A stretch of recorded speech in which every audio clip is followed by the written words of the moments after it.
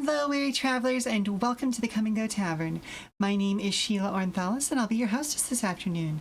Today's kitchen special is baked chicken with rice and a sauce bar, and it looks like Rebecca is currently available for... Hello, Blasty.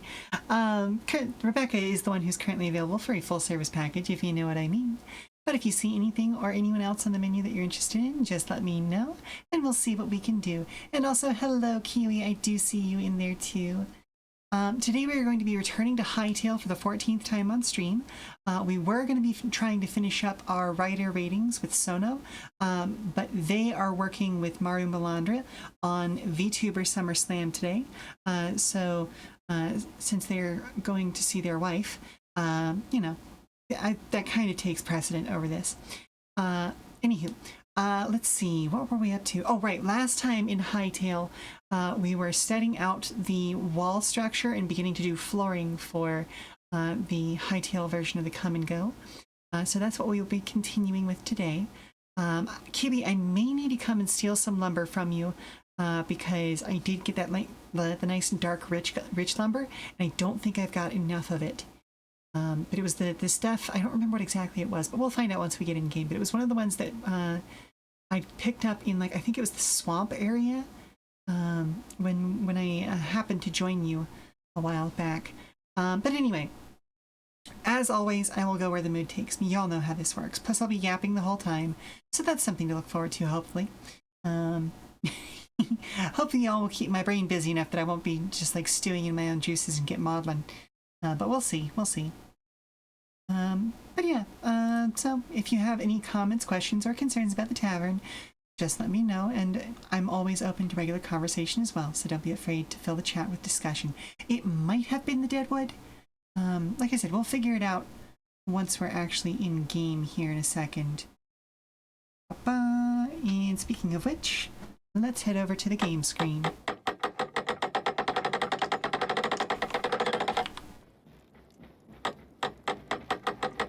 It also occurs to me that I have not checked my mail in quite some time.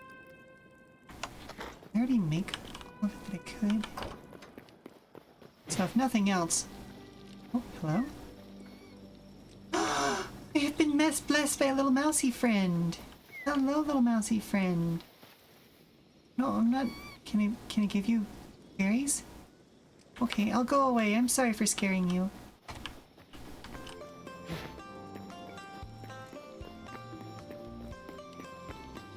It is better than stewing in anxiety of being suspended from work and not knowing if you're fired or not.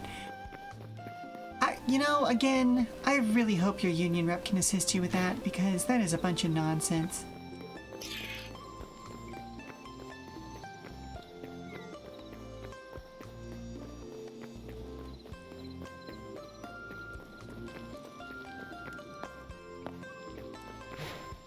I also don't know if it's sunrise or sunset that we're at right now. I suppose as I run around, we'll eventually find out one way or the other.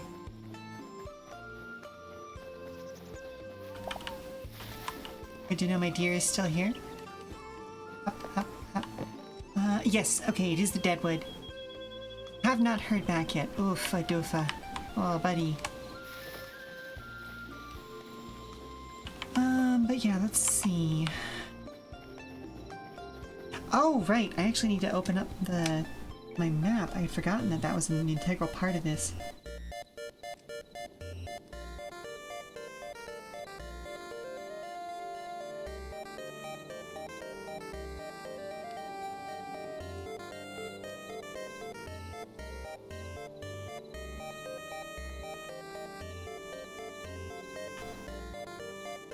So let's see. Okay, there's that. 3 blocks becomes 5 blocks, so 1,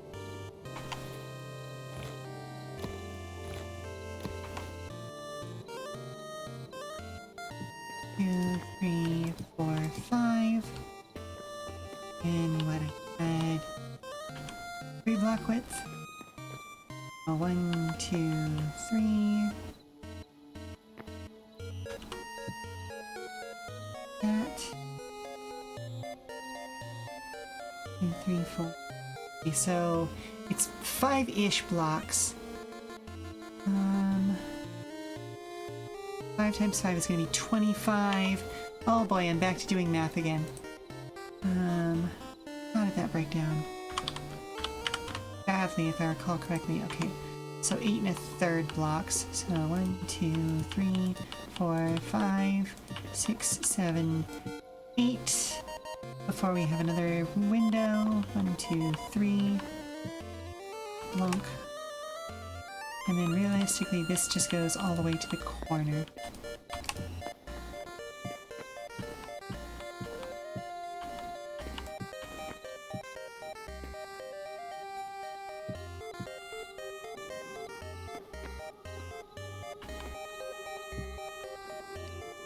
Alright, we're into the nighttime, so I'm gonna run home.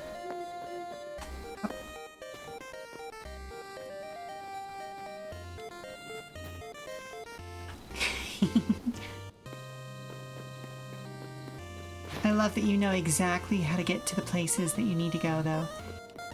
It is a fun trait to have. Also, just out of curiosity, do you know if the window thing that we have going on, I don't remember if it's a mod or if it's standard to the game. Okay, it's a skeleton. Can it go wider than 3 windows, or is 3 windows the locking point? Like, I should say 3 blocks per window.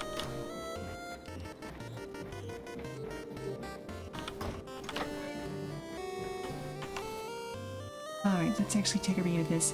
I just got an automated email about being able to access your pay stubs as a non-employee.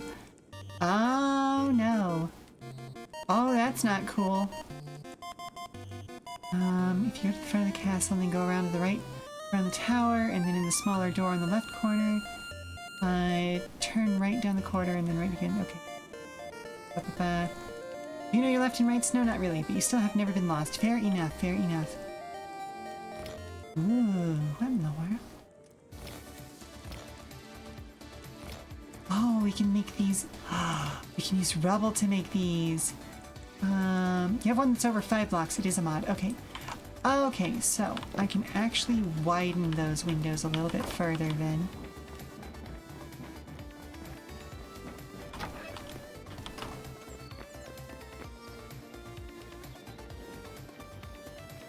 They are meant to be very wide bay windows.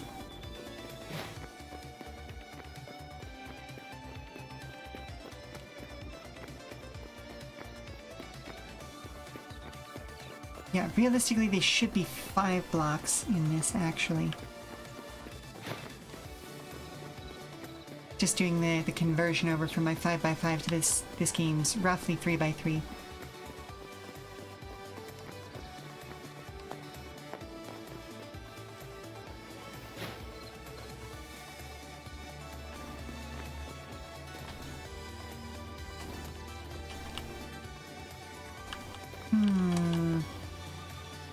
Okay, so this one can be a 5 window, this one can be a 3 window.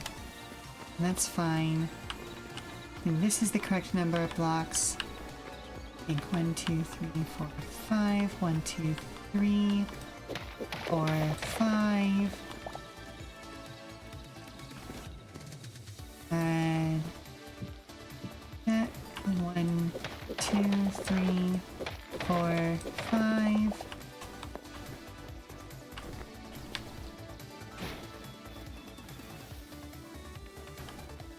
Alright, that lines up nicely, or at least it lines up as nicely as it does on our actual ground plan. I'd originally wanted this window to kind of line up here, but it's fine. Wait, I'm building it right now. I can do that. I can just do that.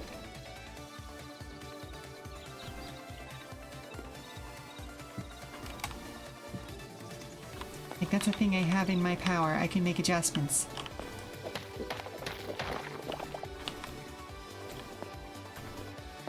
That's a thing I can just do.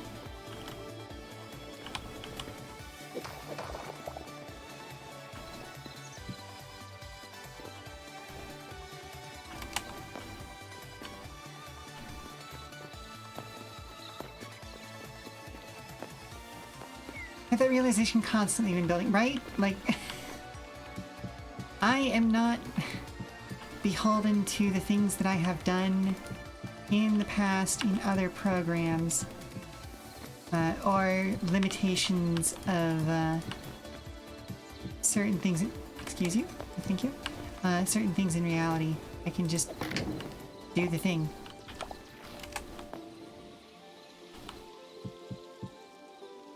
Also, you walked into work today only for all your plans to have been thrown in a blender on high. Uh-oh.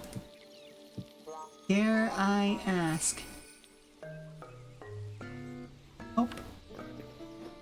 Did also miss a window here. Hang on. 1, 2, 4, 7, 8, 9, 10, 11. Okay, there is a middle. 2, 5. So that's the middle.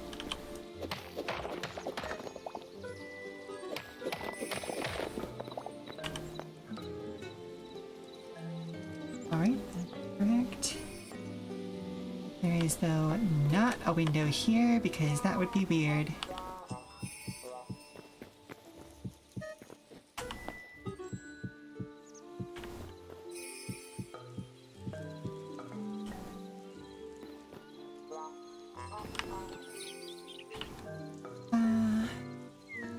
You know what? I'm gonna put windows here.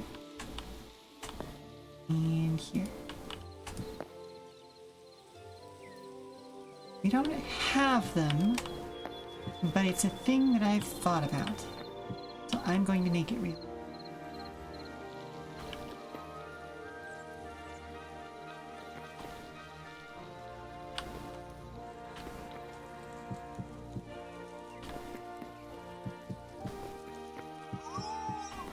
I know. It's a lot of work.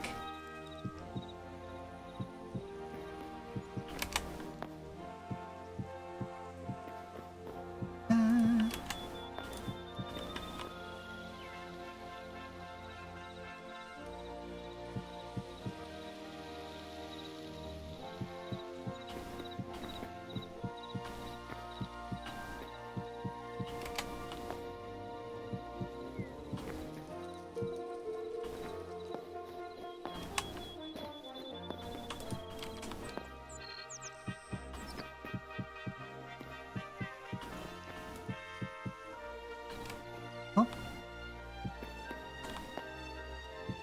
Oh wow, that's a lot. Okay, hang on. You have really had a day. Goodness gracious. Okay. Your boss leaves on vacation on Friday. Okay, he gets back the day after you leave on vacation. One of your sites needs to be trained on a new system before you leave on vacation. The guy there is a misogynist and refuses to take instruction or listen to you. So you need your boss to be there for the training. This will be the third attempt at training this guy. Last time took 3 months and still failed. Oof. Oofa-doofa. I feel like that guy has had his chances. Like, that might feel a little bit harsh, but if this is going to be the third attempt at trying to train him, that's a lot. You know?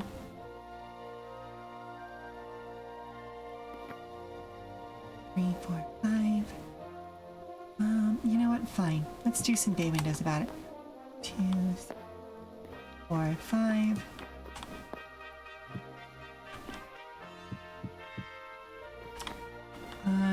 So you told your boss you needed a minimum of a full week after the training with your boss available for questions. You wish he was gone. So does everyone except 2 of the 4 owners. That sounds like he has some friends, and I say that in a derogatory tone.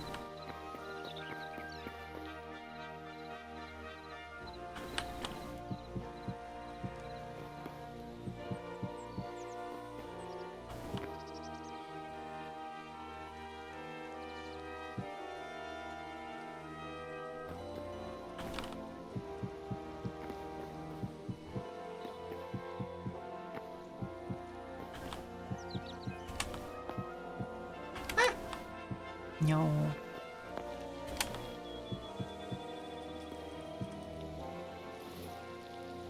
They both think he's the only thing holding the site together. He isn't. Oh boy. Okay.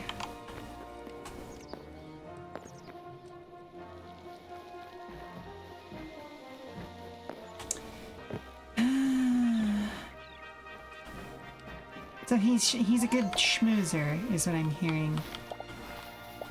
He's good at making it seem like he's doing a great job, even if he isn't actually doing a great job.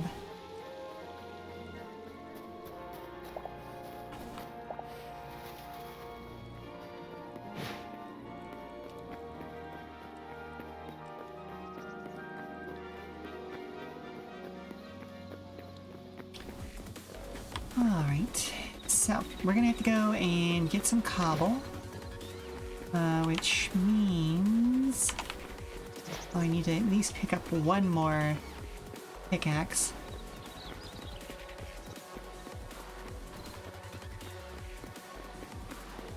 Oh, which also means that I can go and check. Hello, mouse friend!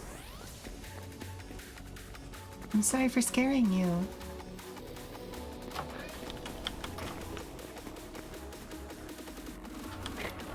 Oh no, I have... Okay. Do I have...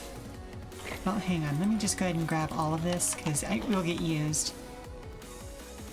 I would have sworn... There it is. Okay. It's like, I know I have clay around here somewhere.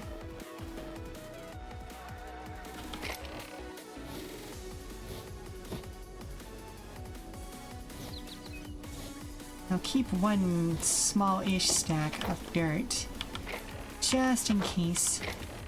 Nope. Up. Up.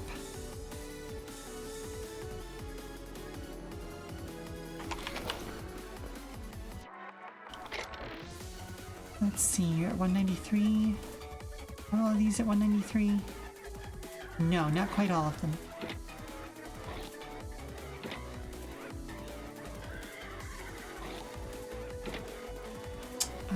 Oh, but I also don't have any repair kits. Dang it. What are repair kits made out of? Ooh. We can get chocobos. Light leather. Excuse me, sir?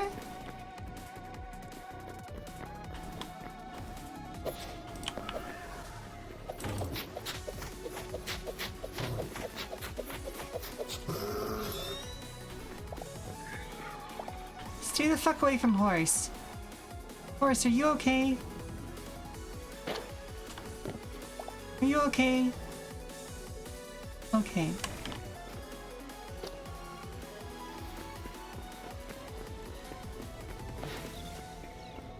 What is up with the spawns in this place?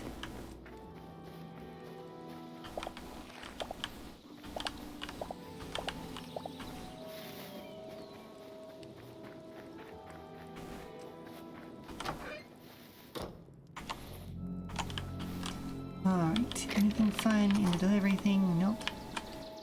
Anything fun here? Oh, there's 2 letters. Pink.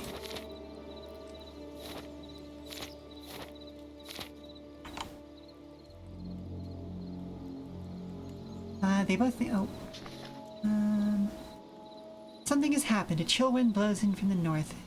The world has made another connection. Those brave enough to face the ice and snow may make the journey into a new shard. But its guardian hates visitors. Shiva's tower. Ooh. Loud rumbling shook the world late last night. Elsewhere on the server, loud impacts could be heard as something fell through the rifts and landed nearby. Perhaps more memories of a time gone by will arrive. Okay, mailbox is now empty.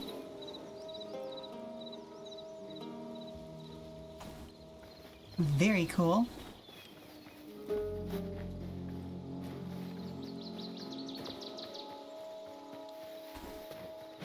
And the guy just caused more problems for you specifically. Oh, joy. You're documenting all of this, right?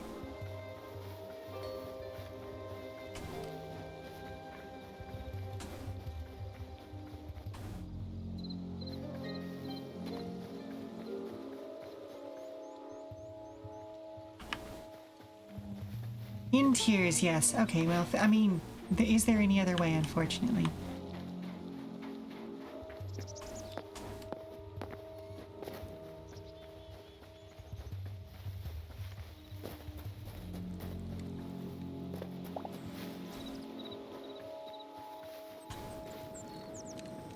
Alright, gotta have knives out in case we run into solicitors.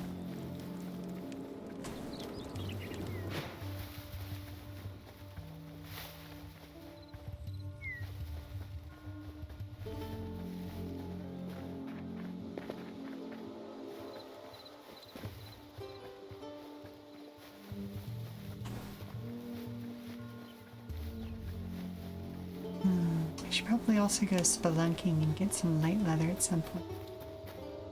If only to make more of the repair kits.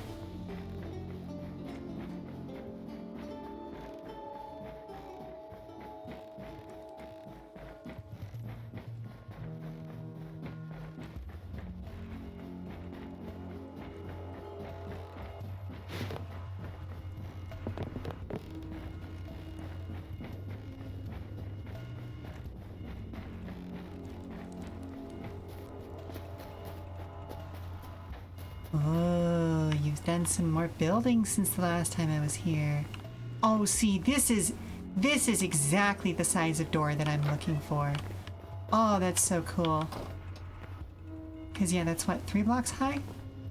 Yeah, that's 3 blocks. Well, I don't know. Would that be tall enough to go through on a horse? Alright. Let's scroll back up. Front of the castle, then go to the right around the tower. Smaller door. Left corner.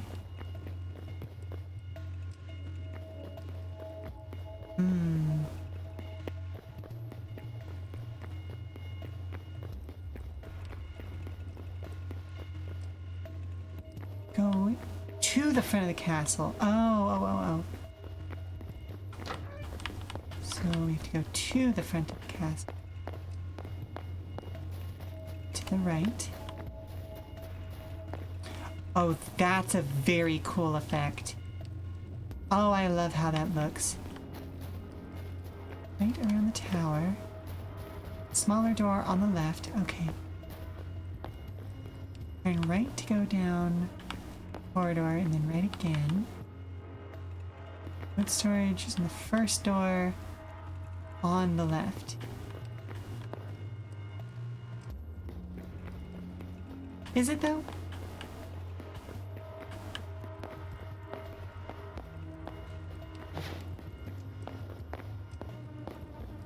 I can't help but get the feeling that I've gone the wrong direction. Ooh, that's cool though.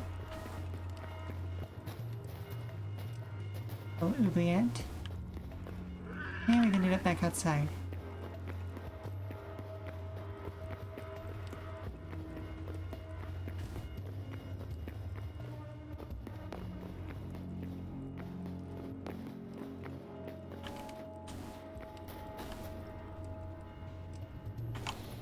Alright, go around the tower and then in the small door in the left corner. Turn right down the corridor and then right again. Okay. Your shit to your lefts and your rights. Oh no. Okay, back to the front, round to the other side. Alrighty. No worries, my. That does make sense since that is that is more towery.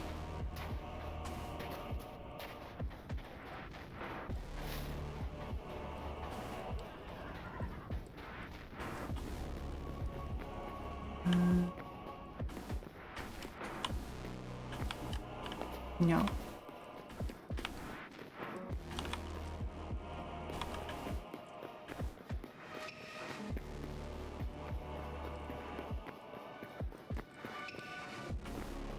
Aha! Little chest, gold, silver. Ooh, lots of nice minerals though.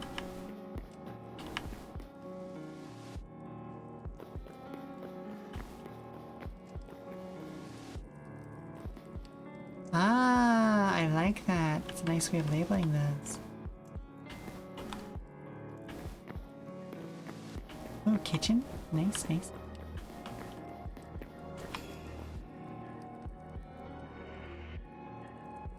Oh, wow.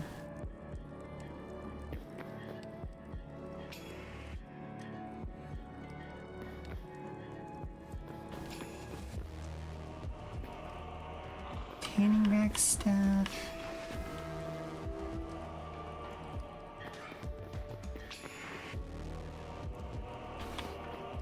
Did I pass it by? I may have passed right past it. Because I feel like I'm in the right place-ish now.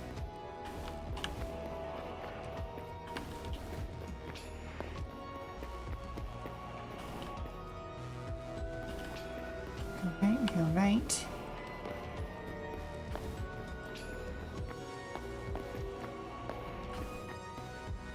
No, okay.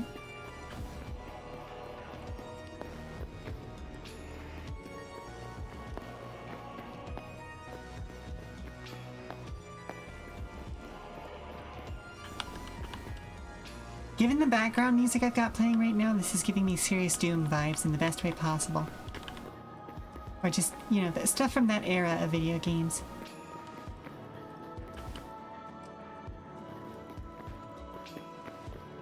Ghost horse, ghost horse, he's ghost, he's horse.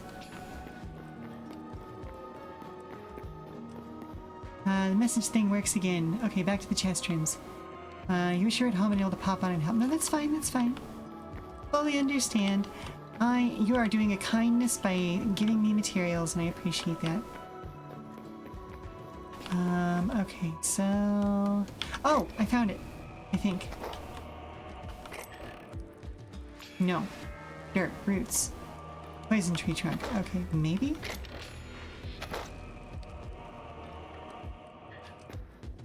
There's some wood in here.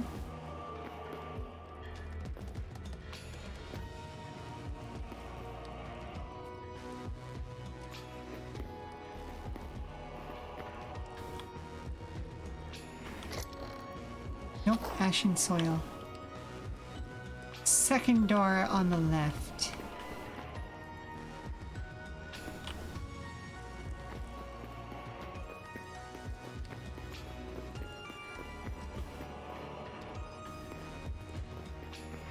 Found stone. Only one of those chests had tree stuff in it. Okay, black clay, neat. Stone, stone, stone, stone. Okay. And again, we can do back up in the tanning room. Shouldn't have made the rooms double-sided. It's fine. Yeah, again, like this is the only wood that I found in here.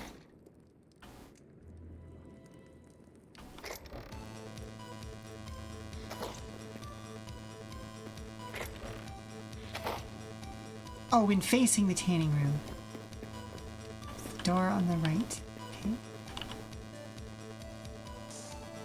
So it would be this one?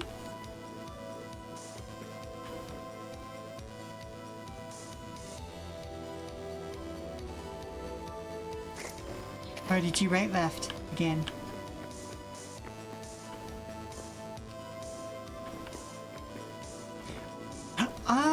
Okay, maybe. Yep, okay. Now I'm seeing lumber. There we go. In the world? Oh, fire logs. I don't actually think I've seen those yet. That is a sleek look.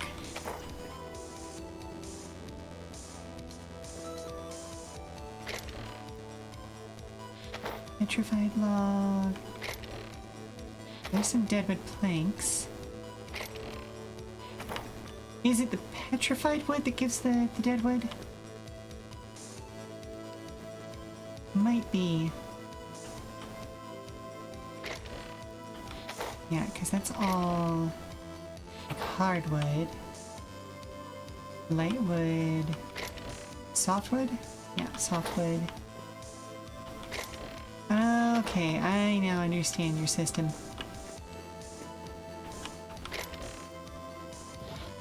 Right, I'm just gonna grab it. Bottom has logs, middle has planks, top has slabs and such. The type of wood is identified by the plank at the top. Ah, that makes sense. That makes sense. Okay.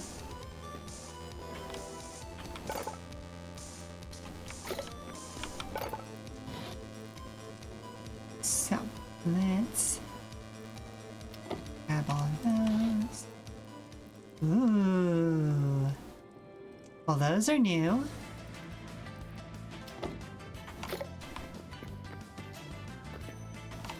Alright, what the? Poop?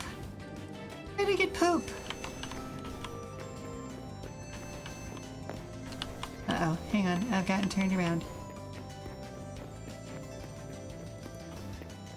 There we go.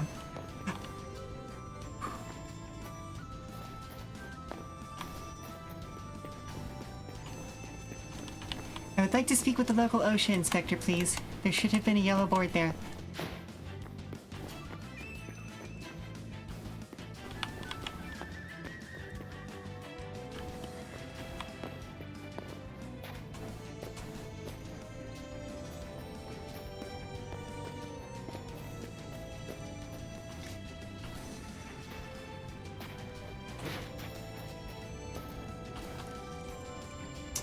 Oh my goodness, that is gorgeous. Oh. I also like there is a version of like the ornate gold blocks that looks very similar to that.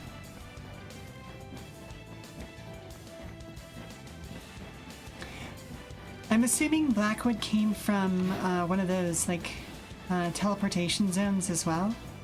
Or shards, I think they're called in this game.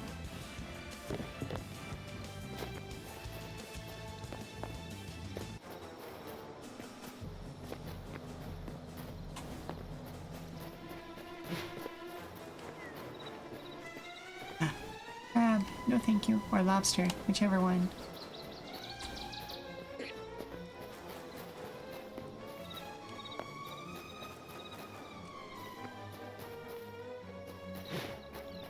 Yes, the solicitors. No thank you. I'm good. I'm fine. I don't need any of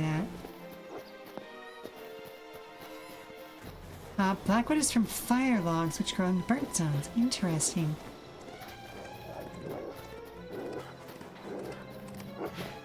Very strange.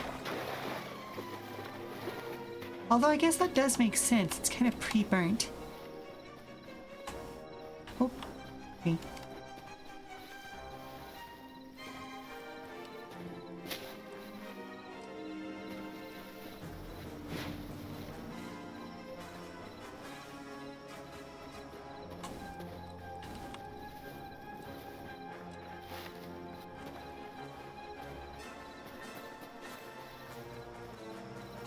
Alright, let's get home.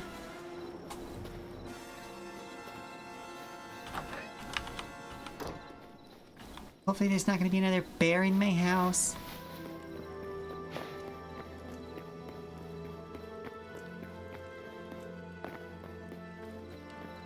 Fine with there being like a mouse in the house. That's fine. Bears less so.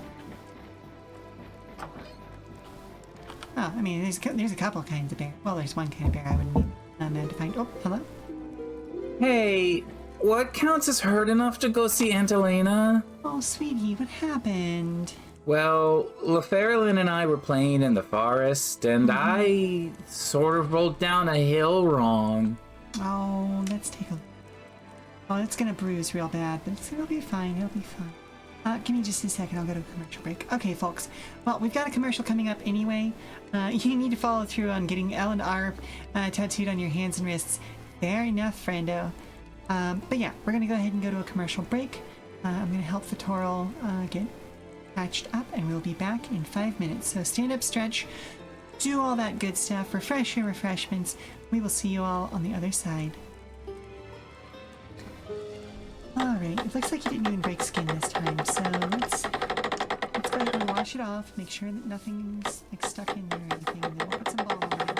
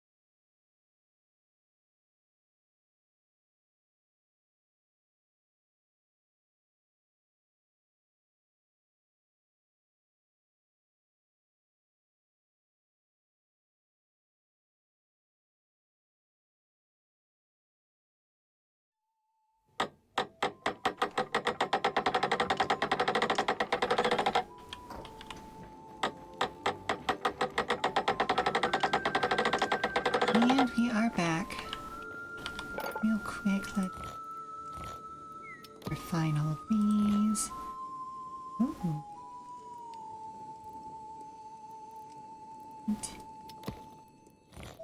I'm assuming that the arches came from a new mod. Either way, very cool.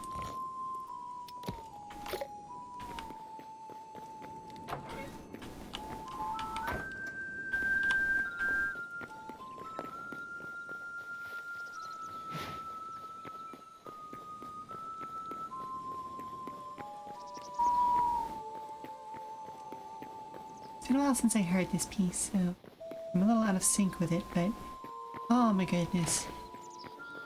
Hello, how are you, Cloud Okami? I'm doing well. Chat seems to mostly be doing well, although there have been some issues at work for a couple of people today. But Kiwi donated some really lovely planks of wood so that we could continue with the flooring project.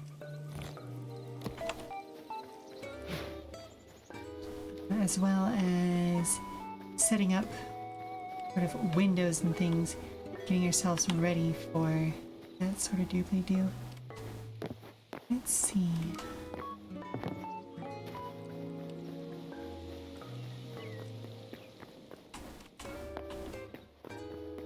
How are you doing today?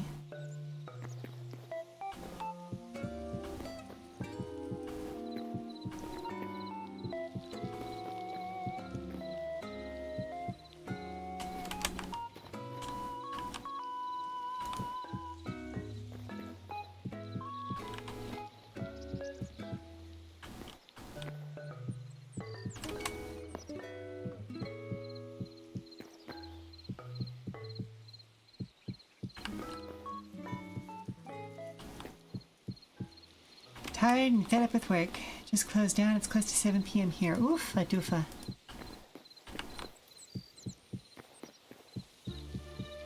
But hey, at least that means you get to go home now.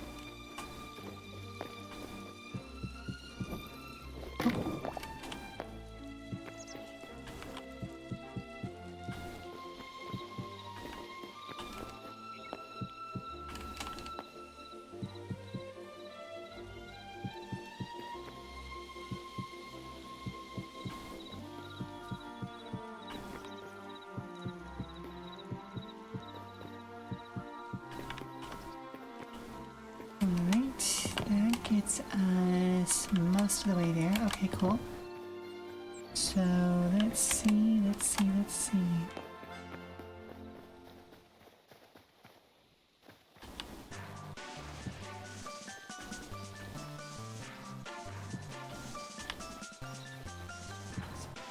That.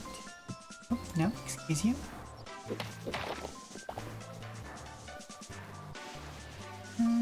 Okay, which should this be slightly further away from? It's gonna be another 5-banger. Alright, let's do that.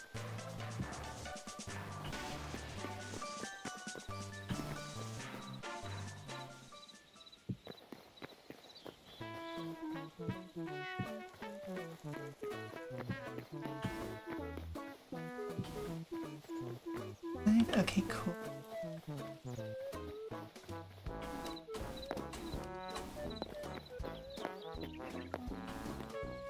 Nice, okay. 4 there, 4 there. Okay, this one ended up properly in the middle of the wall. This one's a little bit off balance, but that's fine. What I may do is... No, I think I'm gonna leave that like it is right now.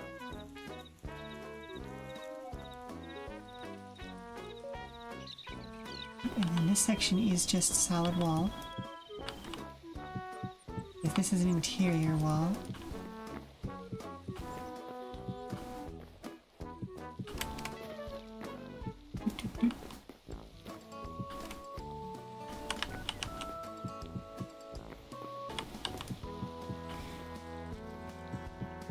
But yeah, just right now my plan is to get this second layer done and then go mine a shitload more stone so that I can make sure that I've got enough to actually like continue building this up. Although I could, once I lay this second layer down, you know what, actually, let me rephrase that. Not rephrase, but, I can't, I guess. Change that plan. One of those rewords. I'll work with the flooring. Get that part as done as it can be. And then I'll have to probably go on an adventure with Kiwi again at some point. Or just make a request of Kiwi for more deadwood. Whichever works for her.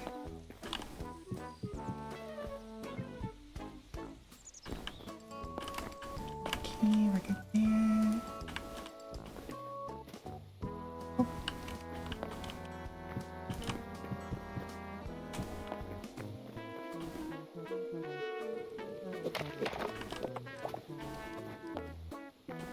Let's see, let's see.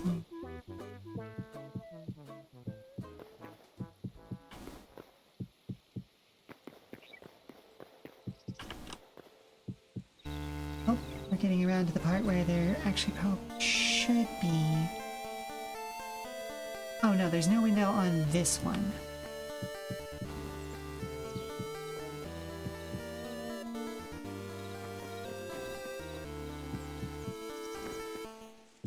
Oh.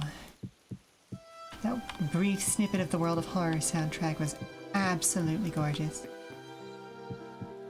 Again, that game is just such a love letter to so many things, you know?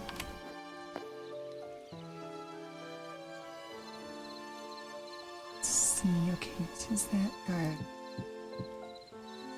So this wall is solid. These here?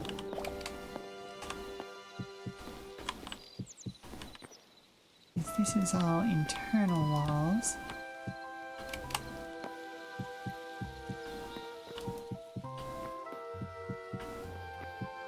Oh, I did just remember that at some point I have to put the sloped roofs on the top of the external wall here.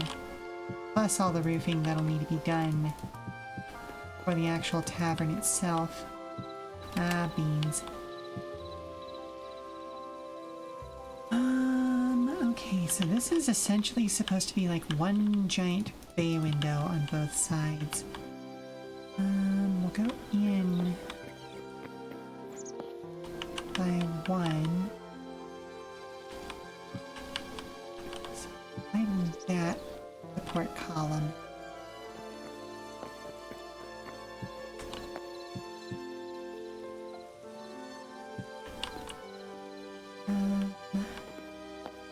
I think I'd like to do some sort of iron gate there, if I can, with some like fencing beside it. Oh, shoot. This is all supposed to be bay windows, isn't it?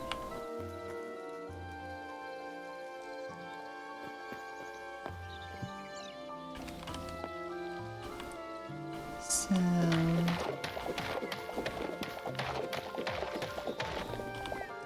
Alright, let's go ahead and start balancing this. Let's see. 8 wide right now. We'll go with a 6 wide. The idea is that from the guest's room, they should be able to look across. Or do I do 4 wide in this case? Like, essentially they could theoretically look across to the other window, but like, this is their private show space. Either, you do need more crystals, and the wood is a natural result. Fair enough, fair enough.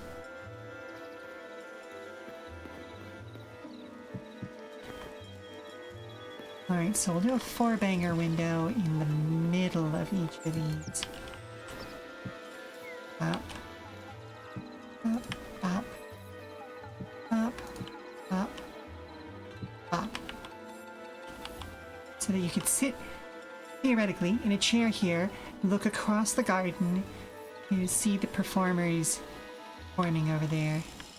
I may want to change some of that back wall out into like a nicer, like lacquered wood or something decorative. Because again, if we are in our imaginary play space, as we are, there's no reason not to make changes. And well, I mean, to be fair, this isn't even how it should be anyway, because we have stone outer walls with then like plaster on the interior and then like fine woods and things. So it's mostly just making strategic choices about how that's actually going to end up looking.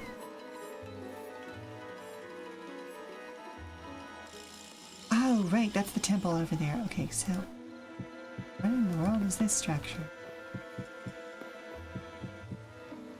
There we go.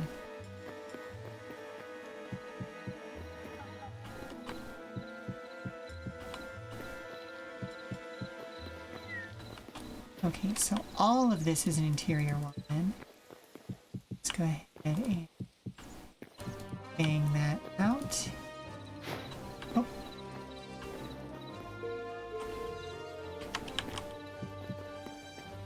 That's not what I wanted you to do, but sure.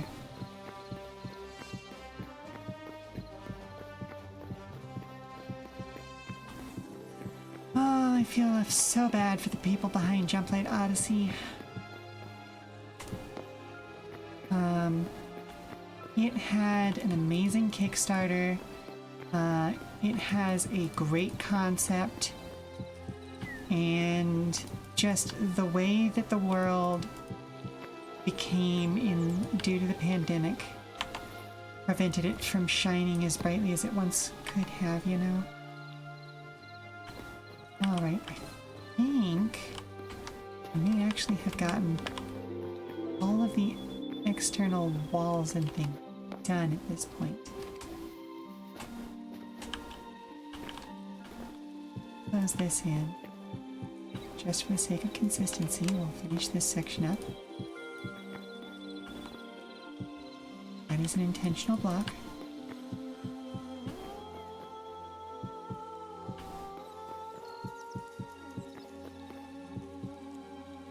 I got no idea what you plan to construct there, but it looks structured for sure.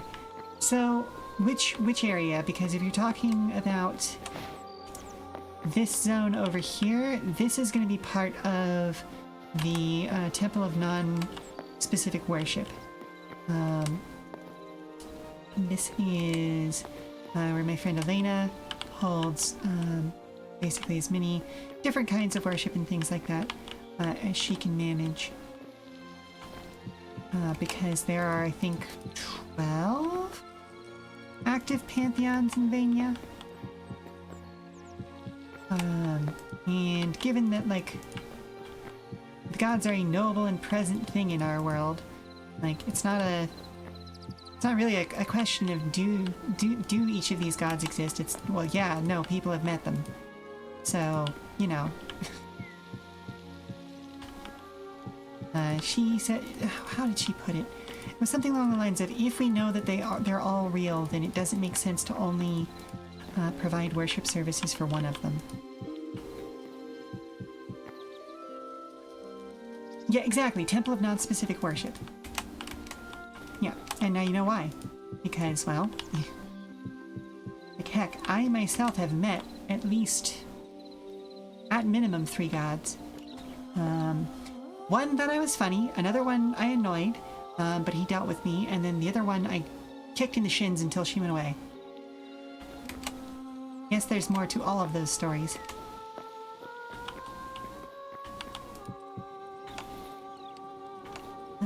Okay, so we are out of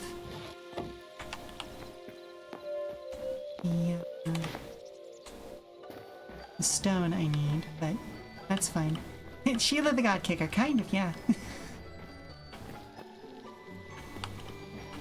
I'm not generally a huge fan of deities. A lot of them, like, some of them do better work for the people who worship them. Others are, shall we say, negligent. The one that I annoyed doesn't even want to be a god. He just ended up that way by accident.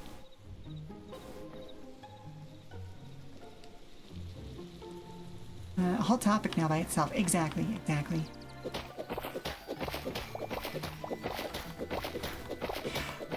So, okay, Anxier is, okay, how to get into his stuff without getting too deep into his stuff.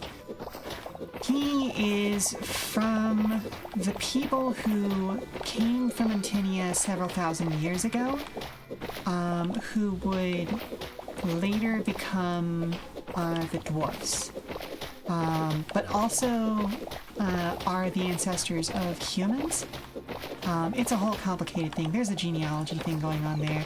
Basically, everybody on the planet is interrelated. Like, it's a proven thing at this point. But just ancestrally, he comes from the people of Antinia from before it was even called Antinia, when they came over here on their first expeditions to Vania. And as I said before, those folks would eventually become dwarfs, and then the descendants of the original Antinians would eventually become humans. So he predates a lot of them. He's a very, very powerful caster.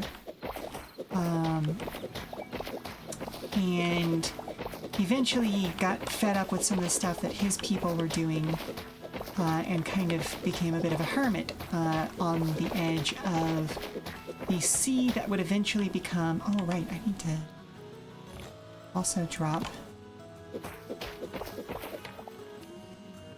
more stonework there, since it's the door to the outside. Basically, his people and I'm going to call them the proto-orcs. They're the main ancestral group that would eventually become the orcs, but then also split into trolls and goblins. They did not get along for a very long time, and he didn't see the sense in it and basically said, fuck this, I'm going to go live on my own. I want nothing to do with y'all. You can't use my powers, nor am I going to train anybody else to fight in a pointless war. And so he went and started living in, it's essentially in a treehouse. Long story short, all people come from goblins. Well, it's sort of. Goblins come from... Our most distinct ancestor would actually be the White-Winged Orcs. But those orcs are also deeply interrelated to the people who would eventually become dwarves, as well as the people who would eventually become humans. Like, pretty much the only group that doesn't have a direct physical connection to the others are the Naga, and even they are technically related to the elves, if because the elves accidentally made them using nature magic, which is a whole other thing, and has led to some very interesting and complicated relationships, shall we say. Like, technically one of the elven deities is a deity in the Naga pantheon, but he's considered both a creator and a destroyer. It's a whole fucking thing. But anyway, where was it? Oh, right, Anxier. So basically, he's a super ridiculously powerful wizard who has been living in one place for long enough that a village kind of grew up around him by, much to his chagrin. He, like I said, wanted to be a hermit. He didn't want anything to do with other people. But, well, what happens when you get annoyed at the drying up of an inland sea and create an area around yourself that is magically fertile? Well, other people are eventually going to move there. And while he's a bit of a grump, he's not a jerk, so he didn't, like, throw people out or tell them, you know, you can't be here or anything like that. And unfortunately, that also then led to him, people assuming that he, well, like, it's a weird situation because, like, people assumed he was a god because of how old and magical and powerful he is. And arguably, and this, now we're getting into some weird parts of Vanian metaphysics that aren't fully agreed upon by the entirety of the I don't want to call it the archaeological community, but like the philosophical community. But essentially, basically what happened was he had enough people who worshipped him that he functionally became a deity. Like he's he is now functionally immortal. He gained more power out of the deal. Again, much to his chagrin, because now people ask him for more favors. The whole thing. It's a whole thing.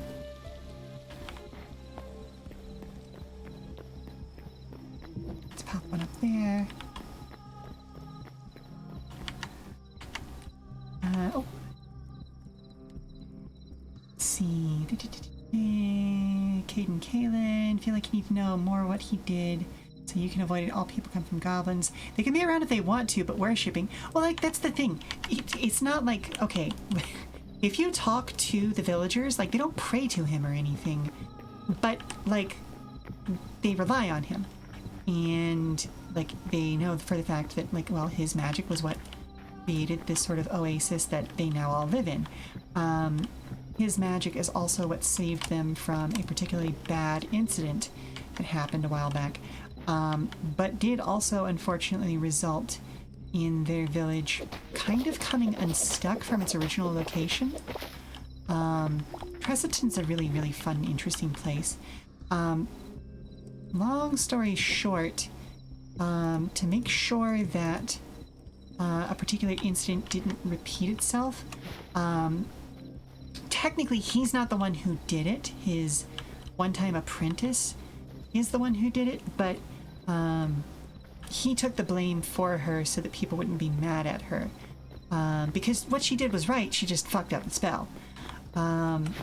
Basically, like, she was trying to just temporarily move the village, and teleportation magic is, it's kind of the holy grail of the magic system in Vania, because nobody's ever really properly figured it out. The closest people have gotten are essentially moving things through a realm known as the Endless Night, and even that is incredibly difficult, because the Endless Night is, like, unless you are a particularly powerful mage, is not a place that you will ever go. Like, some people will hallucinate it, dream about it, all those sorts of things, but very few people have actually seen it, and even fewer people have actually been there. And again, we're getting into kind of Vania's metaphysics at this point, because like, there are a lot of people who think that the ability to reach the Endless Night is actually tied to the ability to become a god. It's a whole thing. But it's also considered the source of magic, because, like, it is... let's see, I'm going to say it was described as, like, a place of pure willpower, a place of imagination. Yeah, exactly, the Nightcrawler method. See, basically moving things through another place that's kind of interconnected to all other places. So anyway, the apprentice, whose name I shall not say, because I'm not going to throw her under the bus, tried to move the village, but again, basically, like, she didn't quite get the spell correct. And so Tressiton is unfortunately stuck in kind of like a recursion loop, where every, I think it's either 5 days or 7 days, there will be a rainstorm, and it's a storm that is so strong that the mist that it creates, you don't actually see the village disappear or appear, but when the rain is over, the village is in a new place. And so, like, is there any bus around in the first place? So, not to Tressiton. We do have a really robust railroad system at this point, but there aren't buses as you would consider them.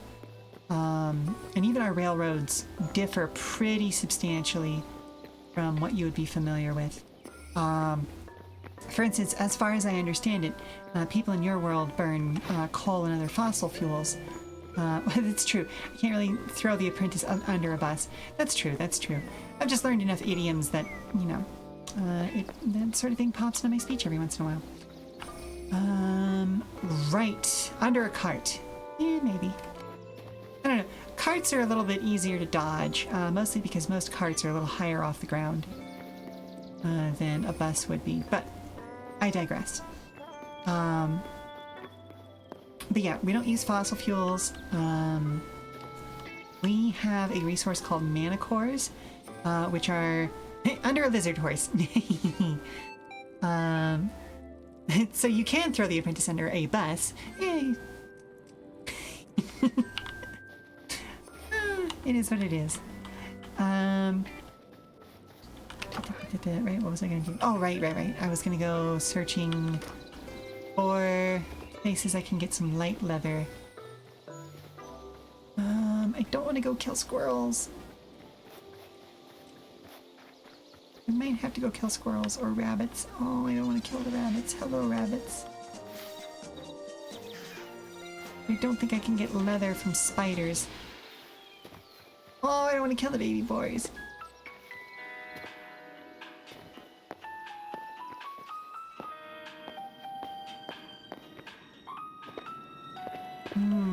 Yeah, the one negative about using the twin swords is that I don't have Fortune Hand by default.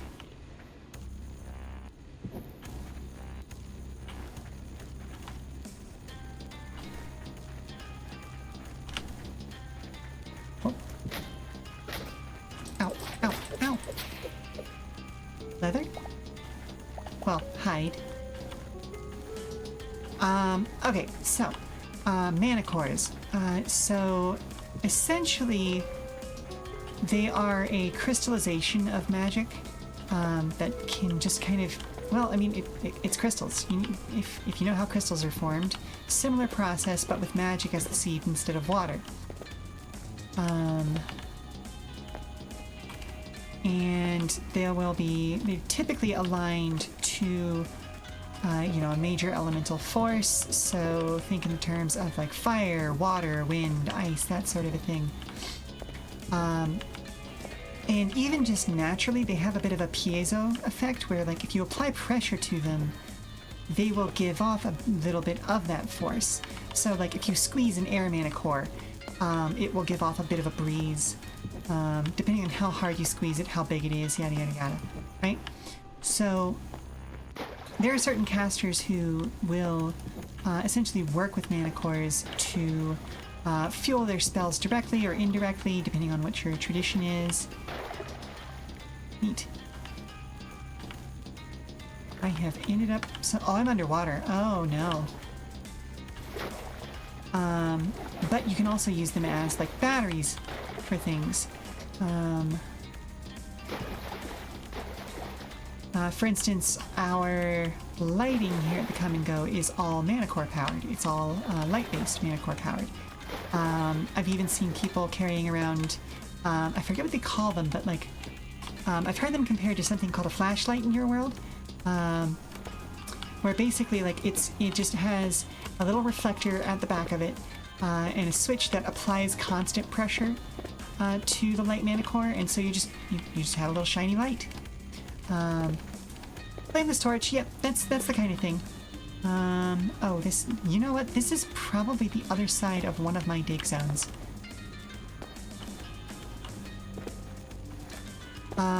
But no, it's not a flameless torch. I'm trying to remember what they called them. Doesn't really matter. If I can just say flashlight and you get the idea.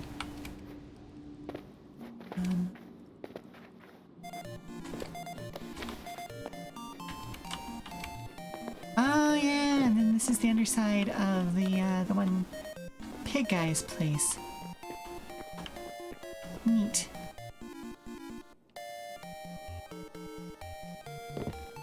Big Cyclops guy.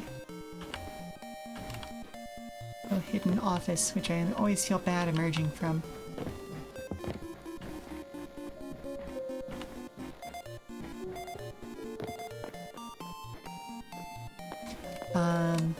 But yeah, so, I want to say it was about 15, 20 years ago when some of the Arcanosmiths started doing experiments with, like, essentially very, very high pressure iron vessels, which I think we use steel now more than the iron, but I'm not a metallurgist, I'm not an Arcanosmith, don't ask me about these things. But essentially creating boilers, you know? where basically they would use a fire mana core and a water mana core to create extremely high pressures and drive systems. You know, you make a thing spin. It's always water pressure. It's always boiling water. Which I understand is apparently most of your technology as well. It boils down to, well, boiling. At some point in the process, anyway. And then there's a new experimental tech that uses electrical mana cores to magnetize rails. But that one hasn't really gotten too terribly far. Like, they figured out a way to... Oh, I do have some light leather already. They figured out a way to make, like, mine carts and smaller things float. Presented by Zaya. Yeah, kinda. It's all very advanced technology as far as I'm concerned. Well, not monorail, maglev is what they've called it, so magnetic levitation, which apparently is going to be able to make trains run ridiculously fast since, you know, like, when the wheels are turning on the rail, you also lose a certain amount of power. But if you're floating it and then pushing it with something from behind, I would imagine, you say there's some way about, like, alternating power on the rails, but I'm not sure. Again, I'm not an arcanosmith. Okay, let's repair you and repair you. Okay, and that's also got 193. Okay, cool. So we are ready to go mining now. I don't know if it's an alternating current thing. I think it has to do with, like, switching the polarity of the magnets in a certain pattern so that essentially, like, if the train is always one polarity and then the rails underneath it are swapping polarities, like, it accelerates it by pulling it in one direction and pushing it from the other, sort of thing. For clarity, the person behind Sheela fully understands this concept. I am doing a bit.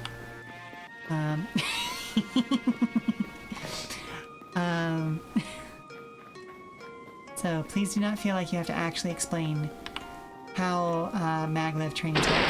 Oh, thank you very much for the hydration.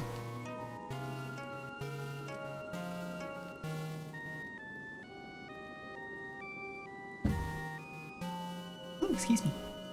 Oh, I can probably shut down now since I'm not actively building. Let's see. Do I want to push things? Do I have grass growing down here? Huh. Okay, weird. Weird, but I'll allow it. You know what? Let's just push that direction. I don't want to deal with this ball anymore.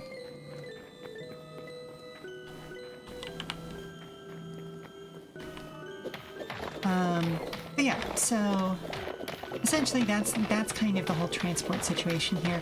A lot of people still use wagons and oxen and horses and things like that. But I have heard about some Manicore powered vehicles. They're just very expensive right now. Mostly because you have to have an Arcanosmith or someone else who can transfer power from one core to another, recharge the power at some point, which again can be a bit expensive for most people. But all this sort of technology can only occur because of the fact that the various cultures of Vania have, over the last 100 or so years, decided that we are better off together than we are separate.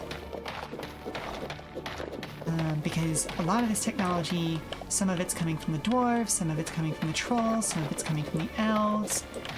Like, all of it is a combination of different magical and technological traditions from all of the cultures of Vania. I think that's neat. We only figured all this stuff out because we started bringing our ideas together.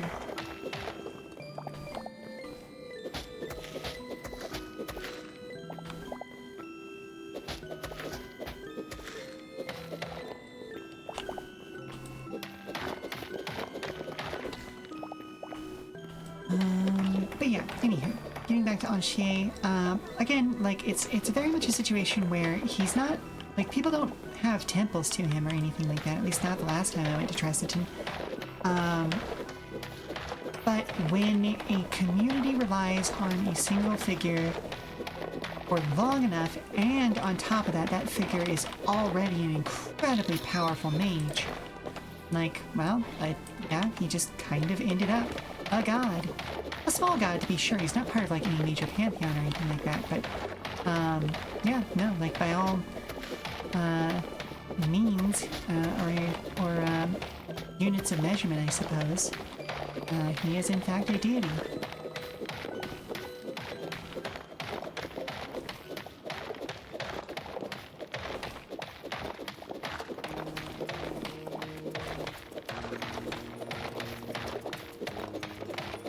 But yeah, no, he did help me figure out some stuff about my magic when I was younger. That was nice.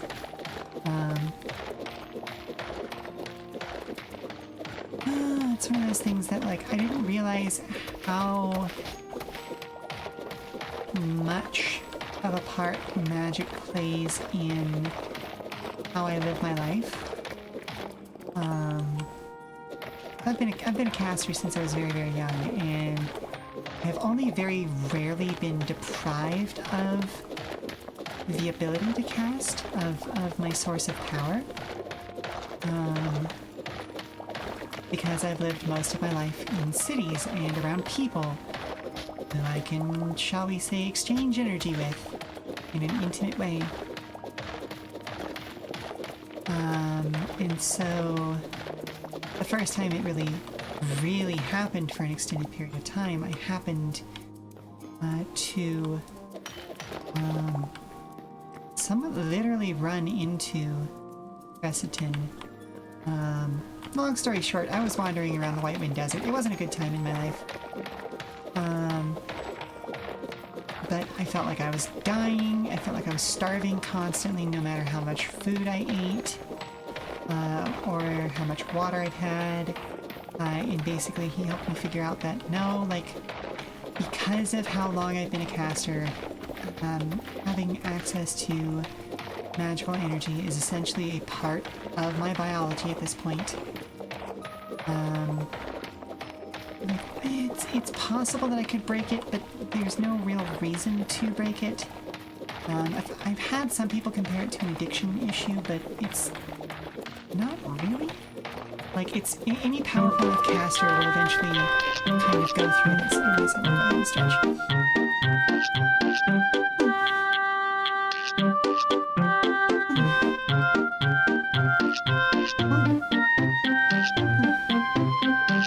There we go. Good back pumps.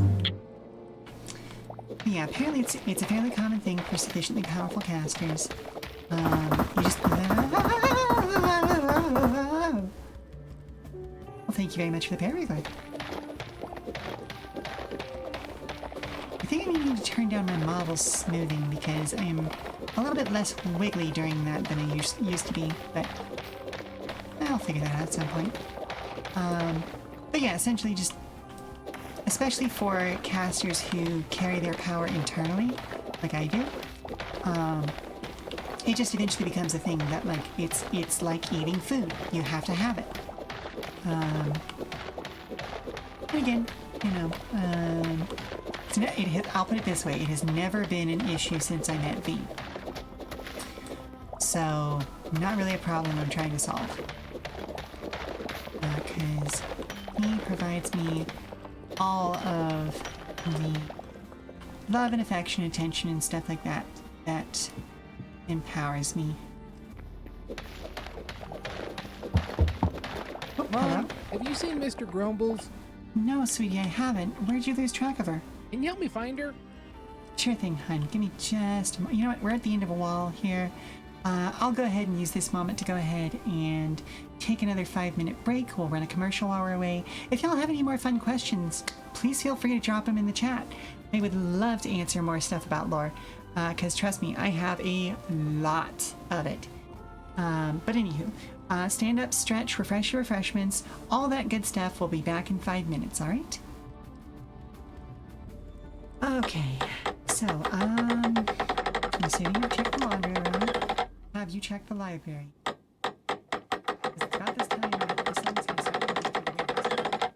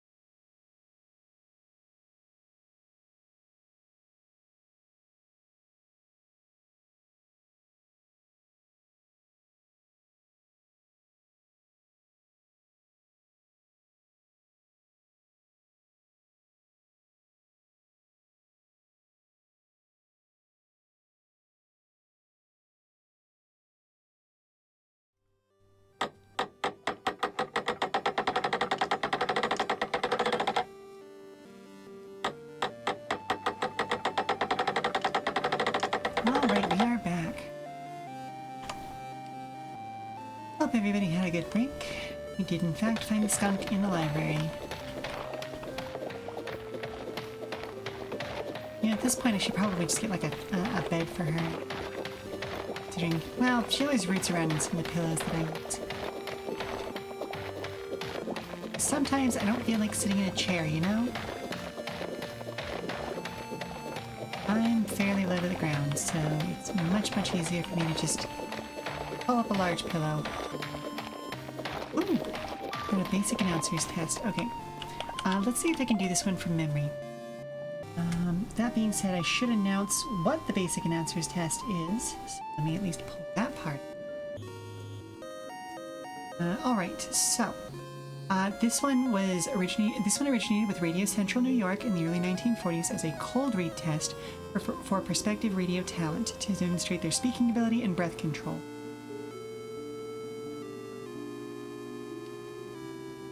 One hen, 2 ducks, 3 squawking geese, 4 limerick oysters, 5 corpulent porpoises, 6 pairs of Don Alverzo's tweezers, 7,000 Macedonians in full battle array, 8 brass monkeys from the ancient sacred crypts of Egypt, 9 apathetic, sympathetic, diabetic old men on roller skates with a marked propensity for procrastination and sloth, 10 lyrical, spherical, diabolical denizens of the deep who all stall around the corner of the quo, of the quay, of the quivery, all at the same time. Nice. I think I got it all right. The advanced announcer's test I absolutely cannot do from memory. There is way too much information in that one. But the WMFT, or well, no, I guess it's not WMFT. That's the advanced one. Yeah, that one. The basic one that I do is a speaking exercise. It's also good for voice and diction in the first place. It's actually one of the things that I used to warm up. And is this? I think this is the layer where yeah, this is the layer where I add torches.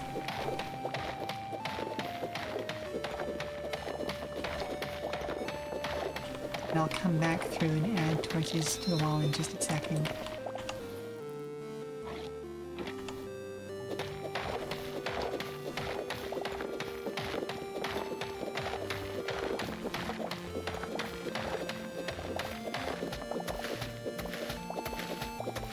I should also patch up that spot.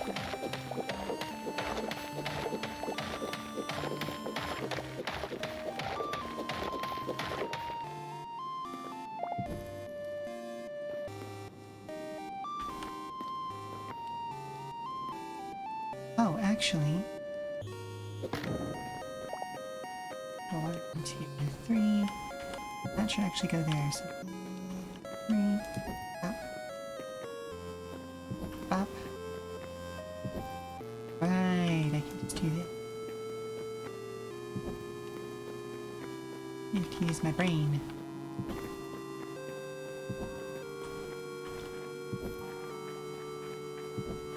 Yay, pattern matching. Okay, there we go. Real quick, let's patch this up so I don't get any unwanted visitors.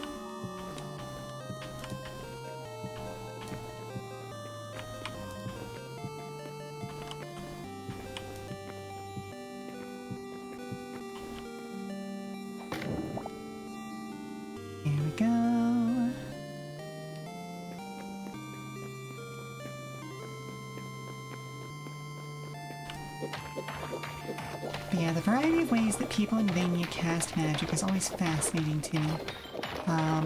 We now know that all of that magic comes from the same place functionally. And again, that realm we describe as the Endless Night. But the way that people access it is different. And there are... I'm not going to say like evil. Evil is such like an ontological thing that like people are like, oh, this is evil, you should never do that. there are ways to misuse it. First and foremost, easiest rule, and I'm going to steal straight from Granny Weatherwax. The first sin is when you start to treat people like things. Everything else comes from that.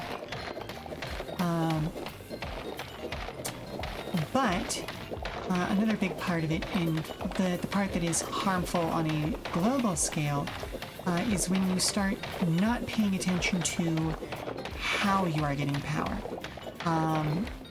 For instance, part of the reason why the Antinians sort of became the way that they were, and I guess technically are, I don't know, I've never been to Antinia. I've heard that things are starting to turn around on the continent after they lost the war, because they got rid of a lot of their previous rulers that were pushing for the war in the first place. But I am by no means an expert on their stuff. It's a whole other continent, I don't know their history. But a lot of it basically used power from people in order to shortcut like the growth of mana cores, which occasionally involved something akin to sacrificing people, but more often than not just involved turning those people to something that they were not originally. Sort of twisting what they are on the inside, as it were. Taking energy from them in a way that just is not healthy and or good for them.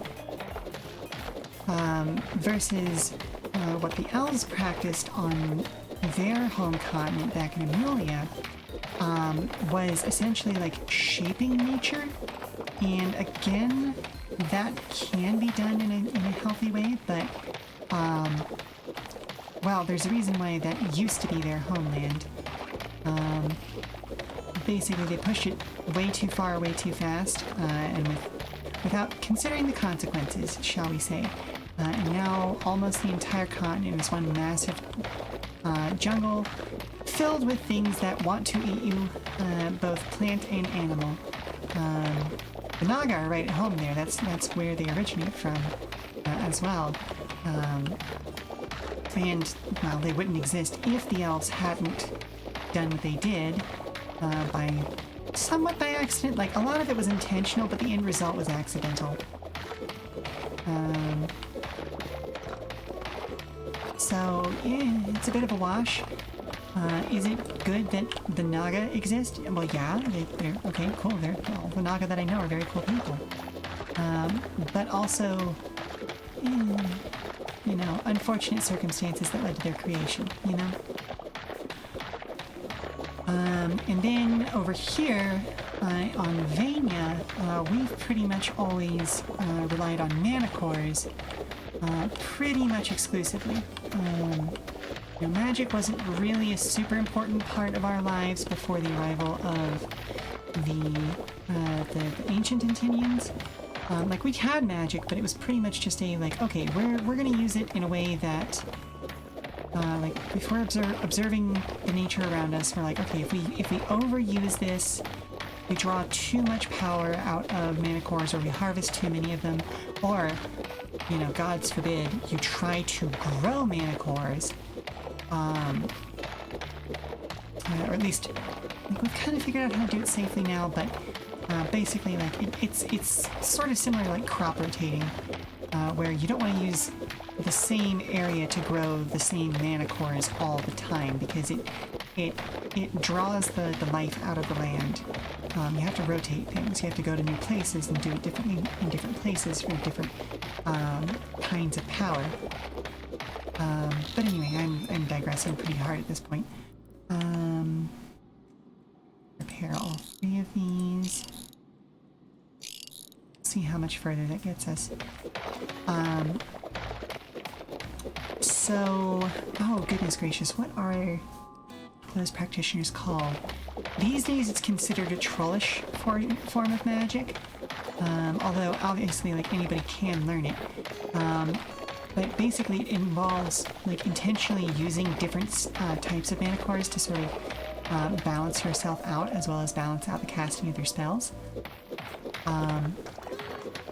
But also involves kind of moving power from one place to another.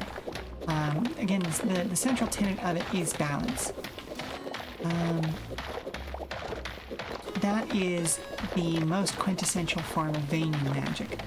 But then you also have people who are capable of, using mana cores to cast who do not have inherent magic of their own. Closest term I can think of compared to most other systems in that case is wizard. So they don't know their own spells. Magic never... magic may pass through them, but they're more of a conduit for it. It's an academic form of magic. That's something that is primarily human. That they sort of learned secondarily from the trolls, because again, trolls are kind of the standard magic users of Vaynia. Again, hang on, I'm gonna have to go look it up because it's been so long since I talked about any of this stuff. I have forgotten what that particular form of magic is called. Hang on.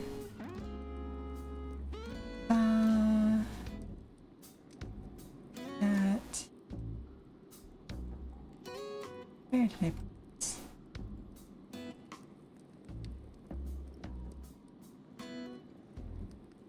Where did I put this? Oh no, that's not this one.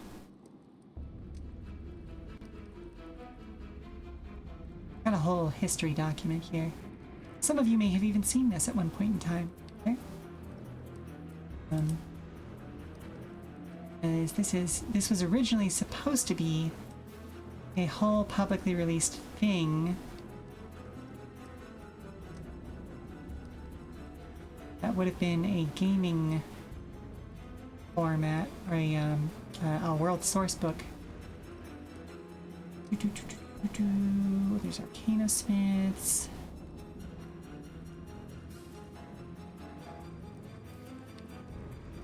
Which we'll come to them in a second.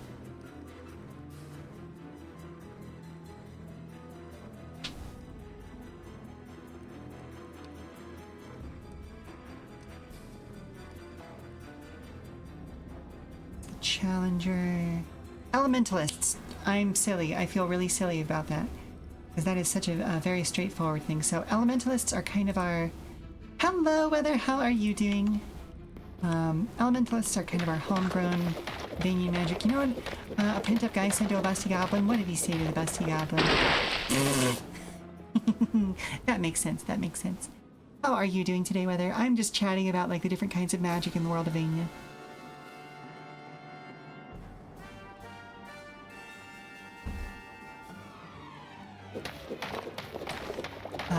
But yeah, elementalists do know their spells. Their spells are kind of internal to them, unlike wizards.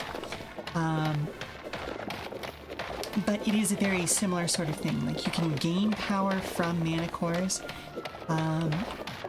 Wizards are more able to just gain power from ambient sources. But I guess again the big difference there is that as a form of sort of safety protocol to keep themselves separate from spells backfiring and the like, they tend to cast out of books or through staves and stuff like that. Took Kitty to get a checkup at the vet, but gotta get her urine yet and get her blood taken. Aww. It's always sad whenever you have to have animals' blood tested because they don't understand. Yeah, I'm trying to help you. I'm trying to make sure you're happy and safe and secure and healthy. But they don't know. They're just like, why? Why are you sticking me? Aspect shifts in Demon School can be equipped by multiple characters. Ooh. I still haven't gotten any aspect shifts. It's very strange. Considering the fact that it's such a oh no, you don't belong there. It's so prominently featured, you'd think you'd get it earlier in the game. Oh, excuse you?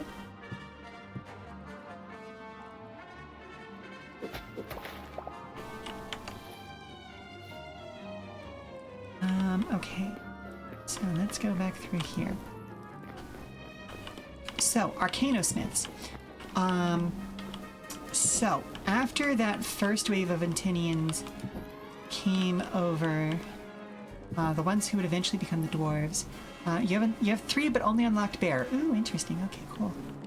That group that would eventually become the dwarves. This was thousands of years ago, so they weren't even called Antinians.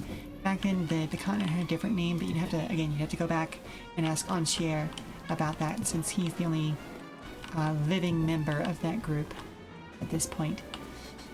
Where was I?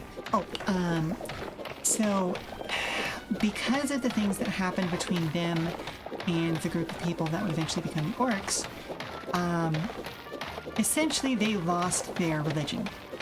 And because magic is so closely tied to willpower and belief and things like that, which we now understand, and they just didn't really understand back then, they thought it was gifted to them by the gods. And because of the fact that they felt the gods had abandoned them, they essentially, over time, lost access to their own magic.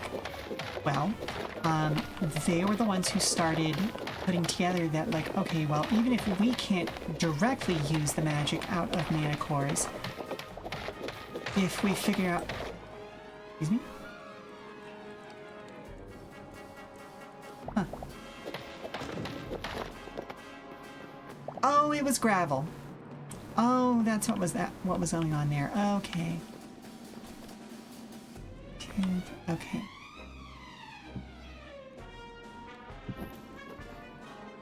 That's what was going on there. Okay, noted. But yeah, they figured out, okay, well, if we use this sort of human magic where they have the ability to put their spells in books, then that implies that you can also put your spells in other physical objects. And so they started figuring out how to use runes and getting wizards to imbue magic into things and stuff like that, and then tying those objects to mana cores in order to be able to continue casting. And so that's the origins of Arcanosmithy. And obviously, now there's been a lot more development over time. More people have figured out more things, more ways of attaching spells to objects that are more efficient, better ways of using that power, yada yada yada, right? But that's the origins of Arcanosmithy. You can think of it as dwarven magic.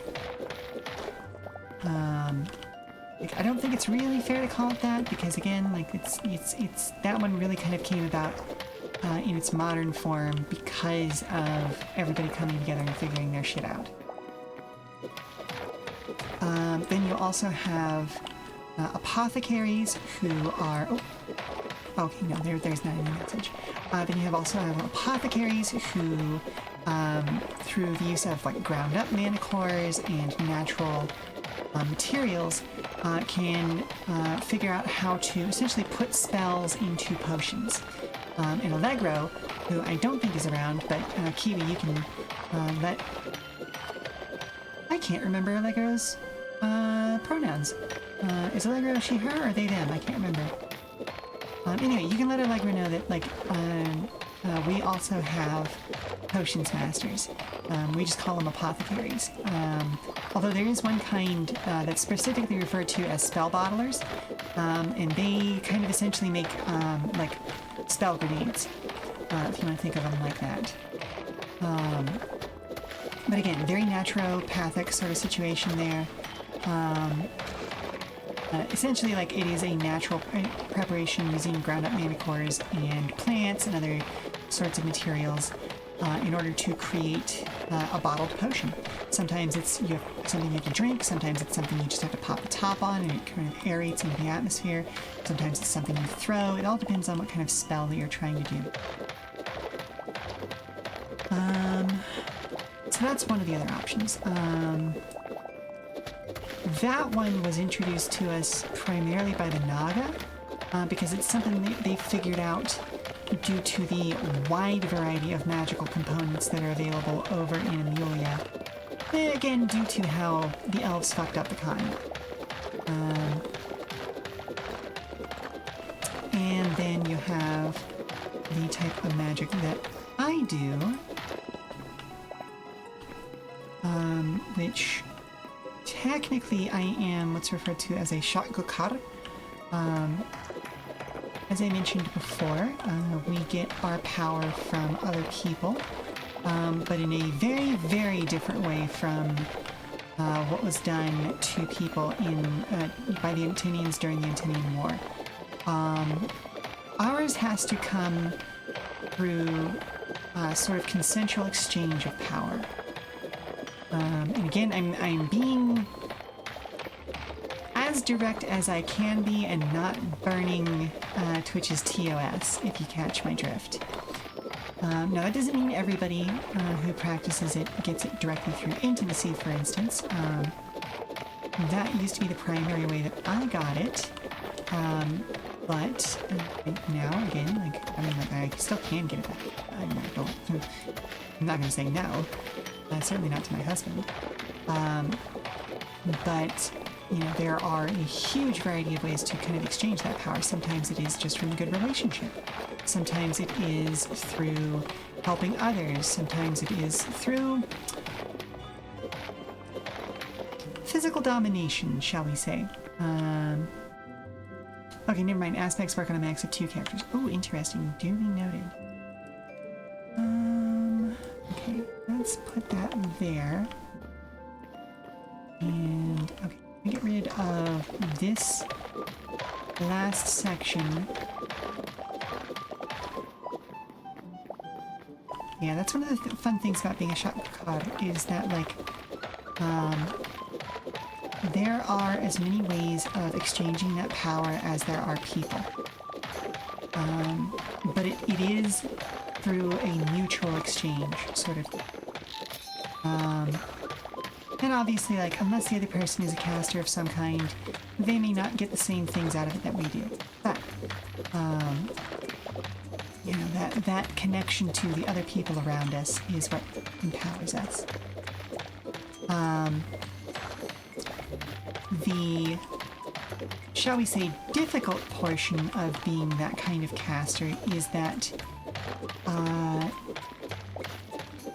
typically your spells also have to be directly connected to you in some way, shape, or form. In my case, for instance, I actually have all of my spells scarified onto me. This was something that I chose to do. Nobody did this to me. I did this to myself. And in fact, I did this because that was my way of ensuring that nobody else could ever take my magic from me. Not to get too deep into it, but there was a time when people tried to do that. I'm going to throw away this poop. I do not need poop. That's gross.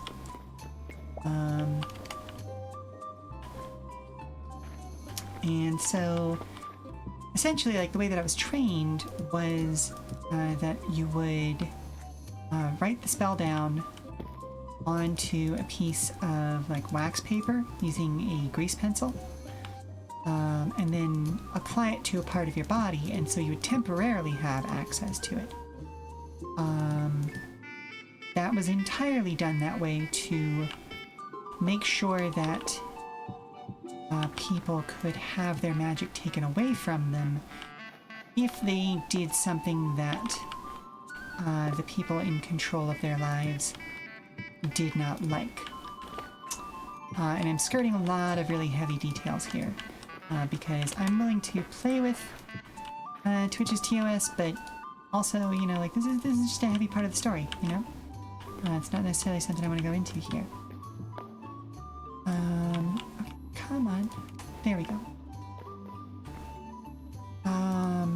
So yeah, essentially, that was my solution, was basically like, well, okay, if you're going to take away my writing implements, you're going to take away my ability to cast, then I'm just going to put it on my body, and then you can't take that away from me.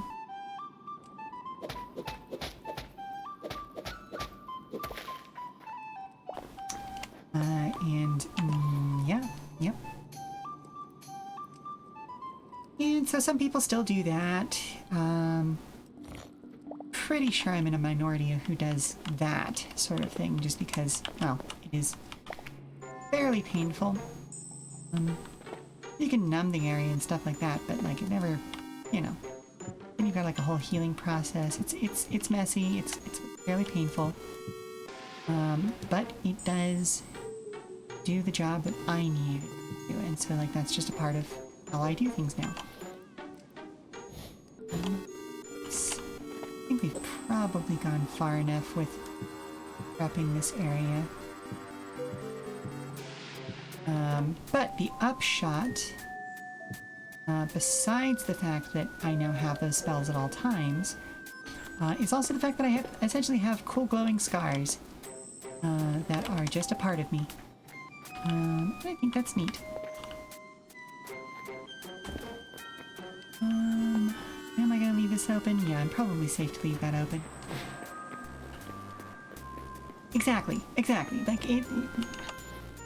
Again, like there's a lot of trauma around that. Just cause, you know, it sucks to be a caster who somebody tries to take your magic away, you know? But I did also create my own little runic alphabet that helps me create those castings, and I do still have the ability to share those spells with others using that same sort of wax paper and grease pencil, and essentially kind of creating a little temporary tattoo for them, so that they can use those spells if they want to. Oh, that's the wrong thing. This is where I need to be. Okay, we are just going to create a whole boatload of this kind of stone. But yeah, it's a bit of a nightmare for getting commissions, because I do have a whole like image that is just specifically a sort of description of all the runes I have. Oh, you got your medical alert tattooed because if there was a bracelet, you would have to take it off while you're on job sites, and sometimes putting stuff on or in your body is the best way to keep it with you. Exactly. Same kind of logic, exactly. Most of them are, like, I say that I have them on me. You can't see them on this website because they are in a place that was, shall we say, more appropriate to my former career. Low enough about the hips that we are getting into scandalous territory, if you catch my drift. Ooh, soil pathway. That's a derived thing, so I don't necessarily want to put it in there.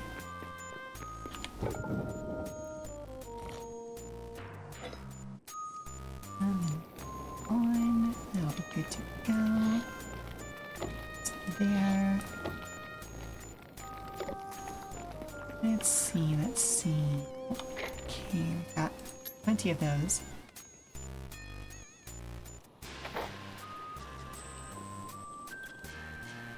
So I should find a place for derived dirt blocks. Okay, I could probably go in here.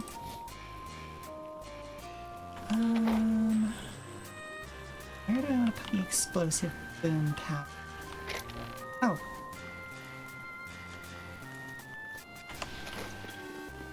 Where else did I have it? I had it there. Okay, so this should actually go over here. There we go. Did I have extra mail in here at one point? Did it get eaten by one of the updates? Oh, hey, they actually finally updated the look of the ornate brick block. Nice.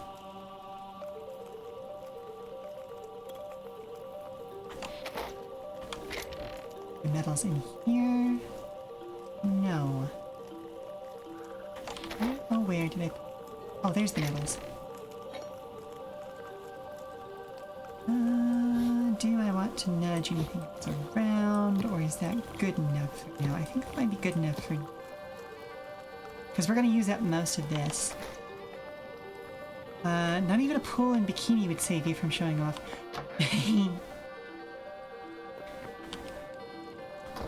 To be fair, even a lot, like, you'd see it on some of the bikinis I would wear.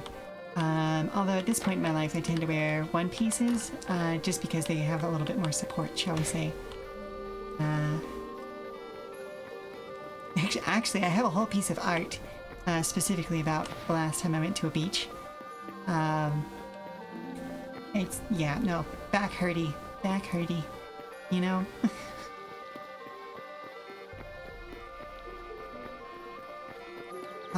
Although I will say there is one particular spell that is not on my runic belt, and that's because it is underneath my tongue, and that is the one that actually got me in trouble, shall we say. That's putting it lightly. Long story short, I was real young. I did not fancy the idea of getting pregnant. And so, I made myself a prophylactic spell. It's a whole thing. Not going to get into the cultural issues there. But if you've ever been anywhere in the south of the United States, or run into anybody with very, very strong religious views about birth control, you already know why. That became a problem.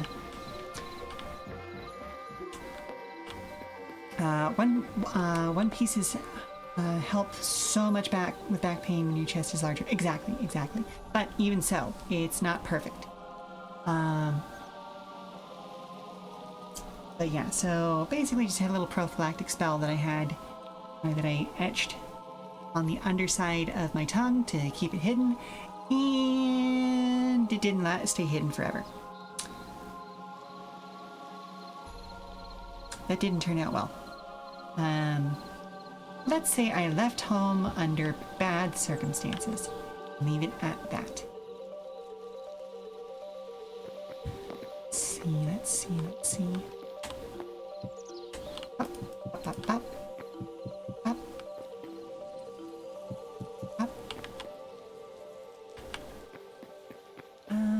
We don't have a window in this wall. But I'm gonna put a window in this wall. I like it. 2, 3, 4, 5, 6.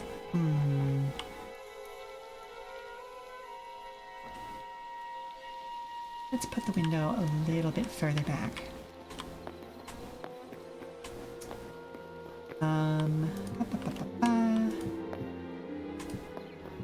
But yeah, funny enough, that also became a good, a fun and interesting way to flirt back in my old career, because, you know, oh, well, how do you know that you're not going to get pregnant? Oh, well, let me just show you the inside of my mouth and the underside of my tongue.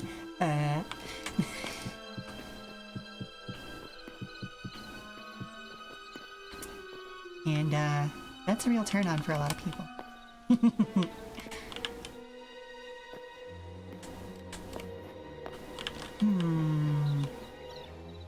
3, 4, 5. I don't... Okay, this is one of those places where... Exactly. Thank you very much, Blasty. I would like to have these two even on both sides, but because of some of the conversion work that had to be done, not really going to be possible. I think that's the side that's going to be better to have kicked in a little bit further. Plus, we tend to use this wall for like storage and stuff, for like chairs and tables and the like. That works. What? Nope. Kind of annoying. Experience Vish. Out of the way! Ow. Thank you very much, Kiwi. Apparently I'm being a little too saucy.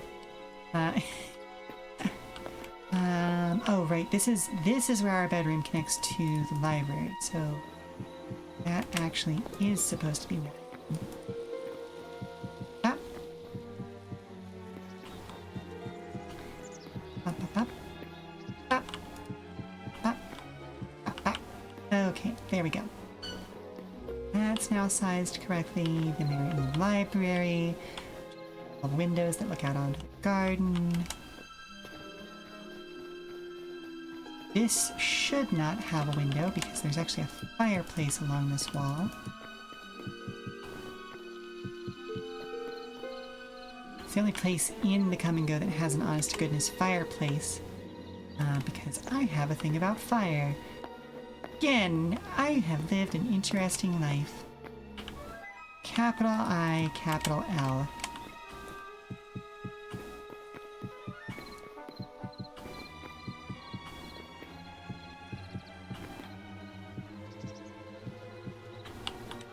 You calculated how many bookcases you're going to need for the smaller library in the castle, and it's almost 200. Woof. I don't think I'm going to need quite that many, but I am certainly going to be using those bookcases that I found on that one expedition I joined you all for.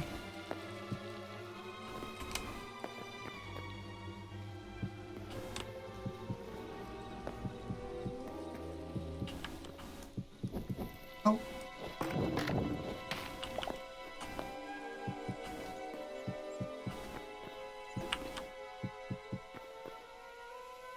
Do not want to think about how many you'll need for the larger saucy library. Ooh. Well, that's gonna be fun. Is that one the one that's the giant spiral library, or is it gonna be a different one?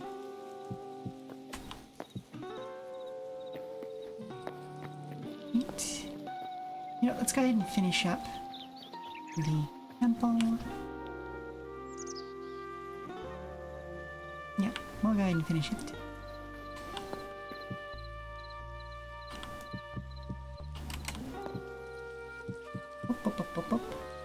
No, the one that is built is the war library. Oh, okay.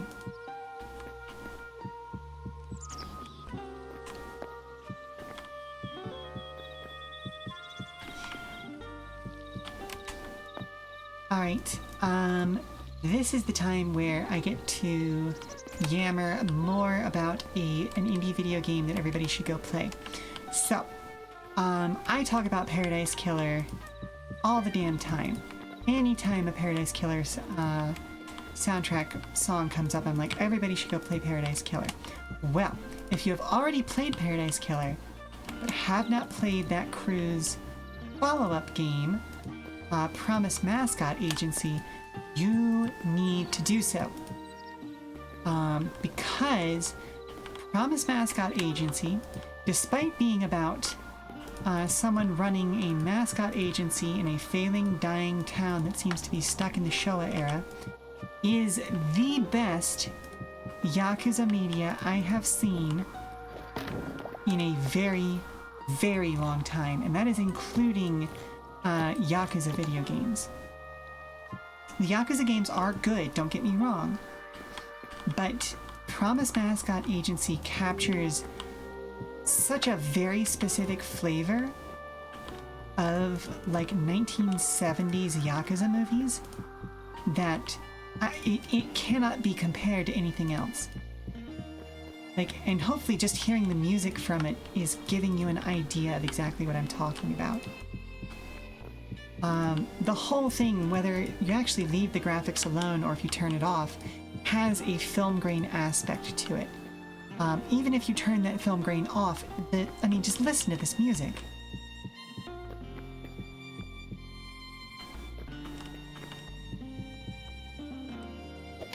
Like, you can almost hear the film grain in it. And that is not, like, that is absolutely a mark of quality in my opinion. Just the fact that, like, it's very much that classic Yakuza film lesson of someone who is the big tough for their local clan or family, however you want to put it. You know, going to prison for a while. I hate to interrupt your stream, my little flower. No, you're fine. But there's a customer issue out front. Oh. Little issue, big issue, what am I dealing with here? Just the former. Okay. Alright, folks.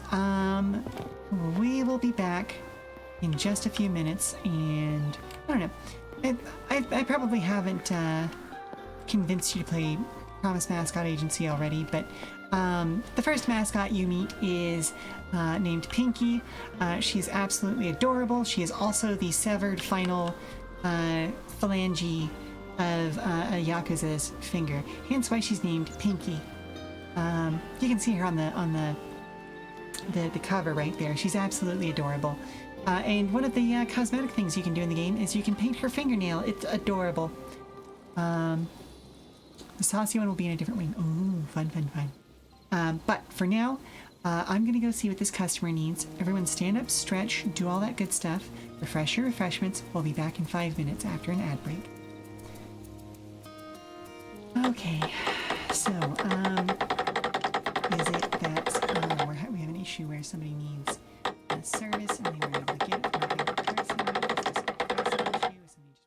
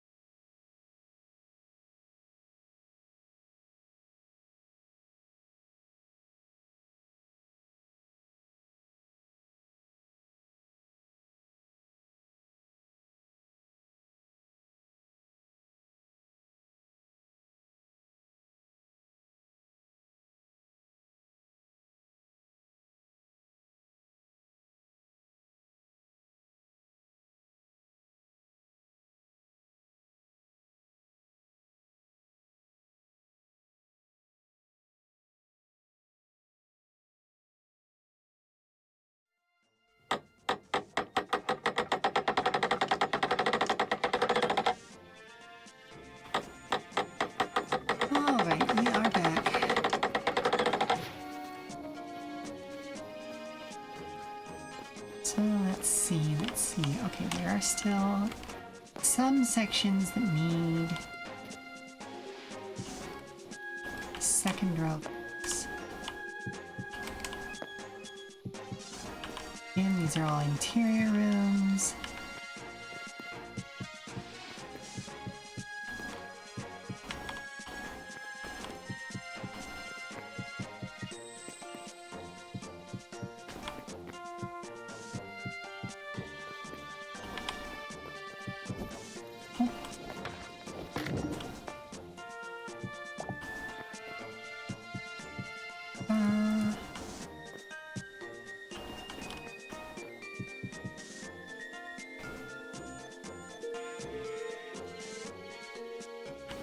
Realized that I turned my fan up while I was away on break, and I need to turn it back down so that we don't get too caught on the microphone.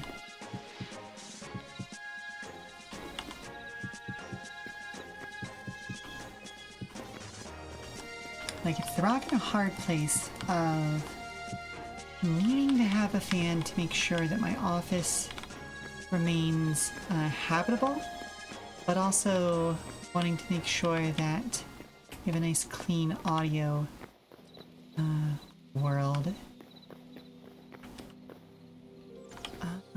Okay, I think it actually takes care of everywhere vis-a-vis. Okay, you can't hear it? Okay.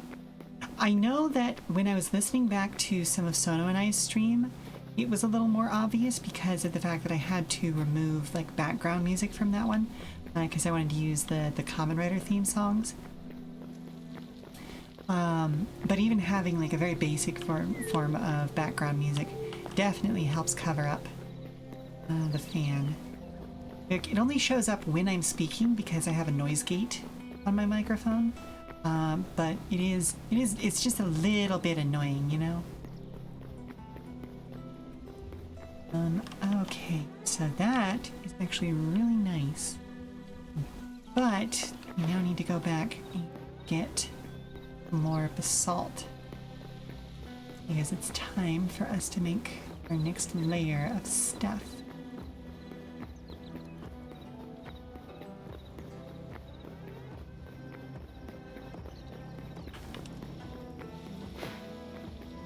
But yeah, I think I covered all of the major forms of magic in Vania. There are some more minor things, like I know that there are armorers who can like imbue weapons and objects with like very basic spell functions. Like nothing big, like you're not going to be casting fireball with a sword or anything like that. But like they might do like an anti-rusting enchantment or something like that. Or something that leaves the target with a burn, like that can heat up the metal. That sort of a thing.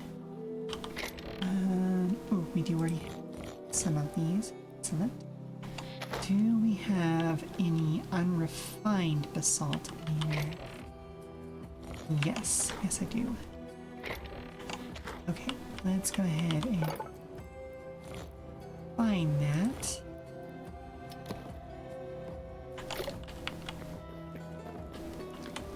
Don't think I'm gonna have enough to do what I'm hoping to do, but we'll get it later.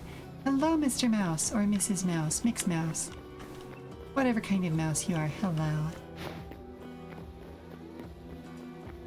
But yeah, to do anything more complicated than that, oh, actually the sun's starting to go down. You basically have to get into arcanosmithy, which can create some very interesting things, but is a distinct art. Essentially, at that point, you're forging whatever tool and then putting a mana core into it and adding the spell on top of it. Okay, so we gotta wait 27 in-game minutes. That's fine, I'll just stay in bed. And then, of course, there like certain merchants you might argue have a basic form of social magic. They can be more charming, more convincing. Is a mana core a bug? No, mana core as in mana core. essentially they're crystals. It's a form of crystallized magic that naturally occurs in Vania. Maybe you weren't around when I was talking about it before, but essentially, like, in different places around our world, different elemental forces cause an accretion of magic in a crystalline form. And so, you know, the basic ones that you could think of off the top of my head anyway would be like light mana cores, fire, water, earth, lightning, stuff like that. The things that are commonly considered or at least classically considered the basic elements. As far as I understand it, there's some argument over whether those should be reclassified as natural forces, things like that. And you also then have to remember that a huge part of magic in Vania is belief in said magic. I think that might have been what when the coworker came in and to tell you about the shit the guy at the other site was causing. Ooh, entirely possible. But yeah, Arcana Smiths are a type of caster that does not themselves directly cast a thing. They make devices that you then put mana cores in that power spells that those objects are capable of casting. We have an equivalent to flashlights, for instance, which is basically just a handheld mana core powered device that produces light via a reflector dish inside it. And just a light mana core, basically. Like the switch on it, like that one's a very basic invention, because essentially the switch just applies pressure to the core, and like this was how we discovered mana cores historically. Is basically it was a cool glowy rock that if you squeeze it, it does something. And so like light mana cores produce light, wind mana cores produce wind, fire mana cores get hot, that sort of thing. And so, yeah, obviously like that then leads to, over the course of thousands of years, people developing ways to use them more efficiently, to get the power out of them, yada yada yada. I did a whole thing about the different magical traditions of Vania. I would be happy to rehash it if you want me to, but I think you're around for at least part of it, so don't feel the need to do so immediately. Alright, let's focus on getting the tavern portion done.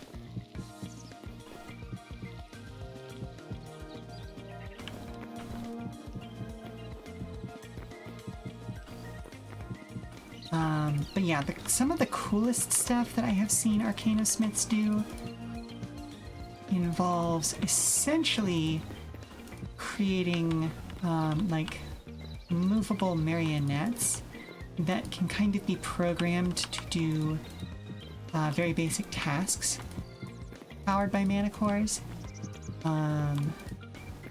They come in all different forms, and I know that there's a specific school of Arcana smithing that, like, to finish your degree, essentially, you have to build one of these things. And so, like, it's a whole area of study. Not technically life, as far as I understand it, but close enough that certain people would think it's alive.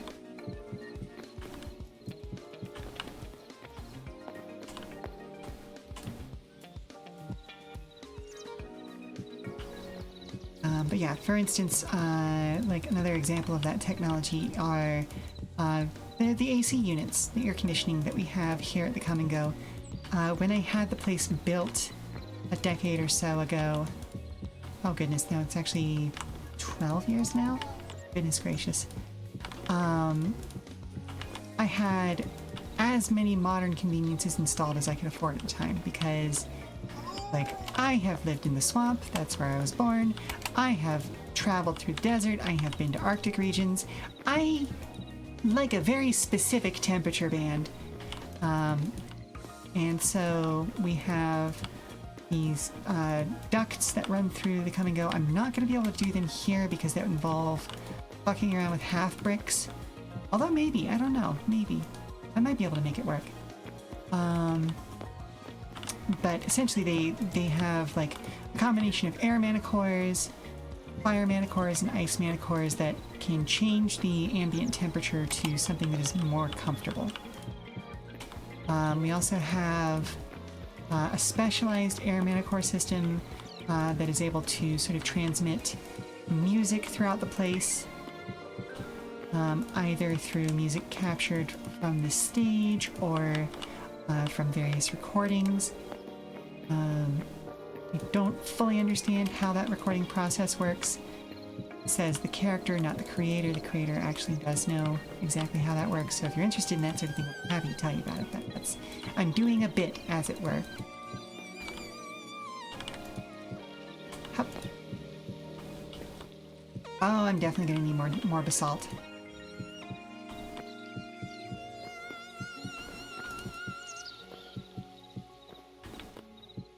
Up, up, up, up, up. There we go. Bits are good, exactly. It's almost as if I have overthought this character and have a ridiculous amount of lore.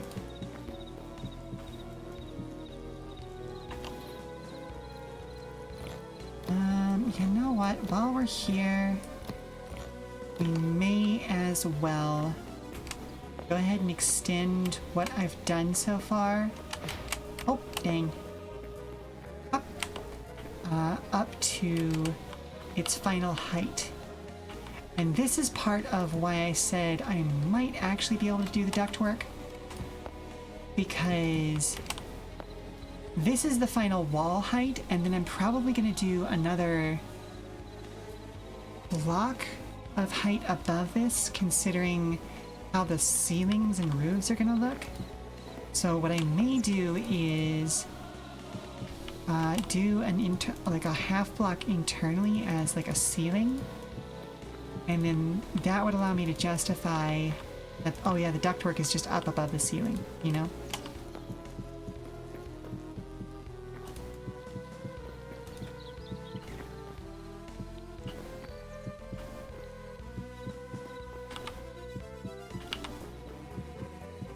But yeah, originally this, like, the World of Vania was originally going to get a D&D 5e source book, and it is... There's stuff that I want to change about it now that I have slept on it for a few years and learned more things about the world and become, quite frankly, a better person as a result of that, because we are always growing, we are always becoming better. But that source book was in a place where it was just about publishable. There's a huge amount of history to the world on top of the stuff that actually appears in the novels. Hence why I know for a fact that there are so many active pantheons in this world. Because they exist, you know? One of your DMs left you alone with a country in that campaign, and the lore there is now horribly great. Ooh, fun, fun, fun. Love that for you. Also love it when a DM is just like, yeah, sure, go for it. I want to see what your creativity is. And then it's an, oh no. Oh no, that's a lot. Ah! Nope, I've fallen. Can get up. Maybe a whole thing. Did you? Oh.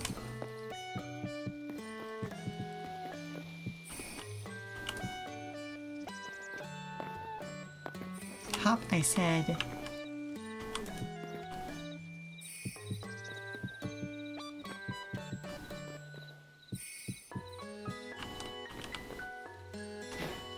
Oh. That's not what I wanted.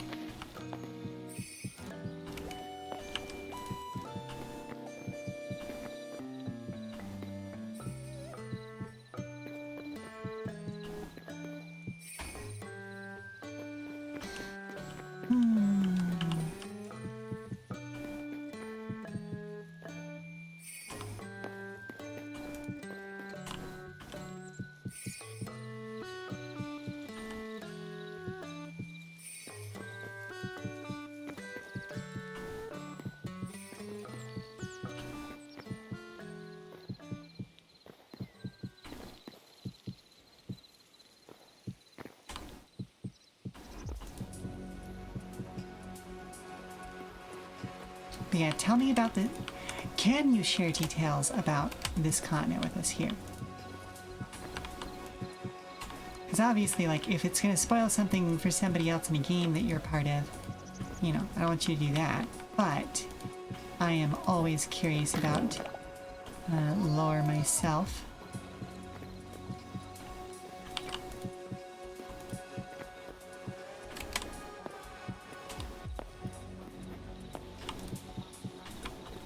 So the ruling class is so messed up. Okay, yeah.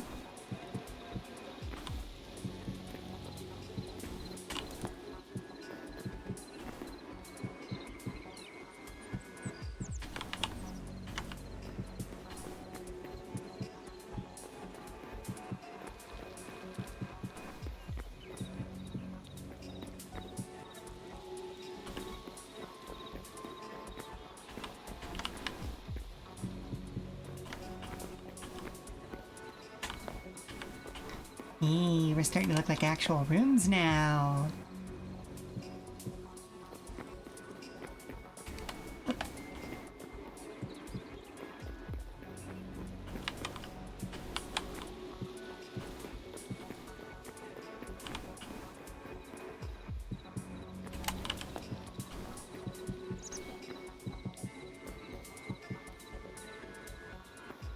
Wait a minute. I can just do this.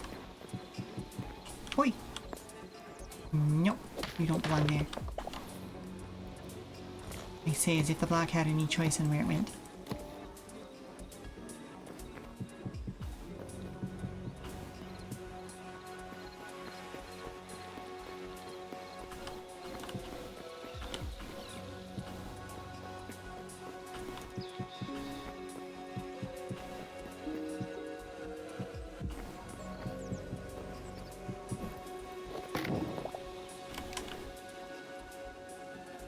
They have this strict belief that marriage is solely for procreation and love should be found outside the marriage. What? That is a messed up belief. Well, okay. So love can certainly be found outside the marriage, but it is a very strange formulation that marriage is solely for procreation.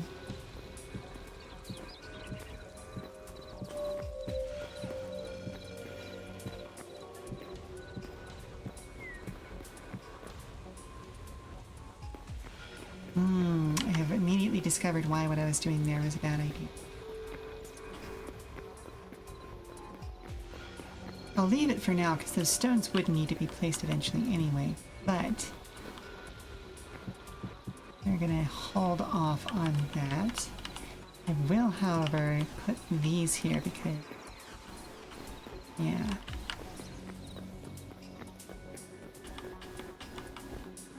Let's see, that's an open hallway, so that's fine.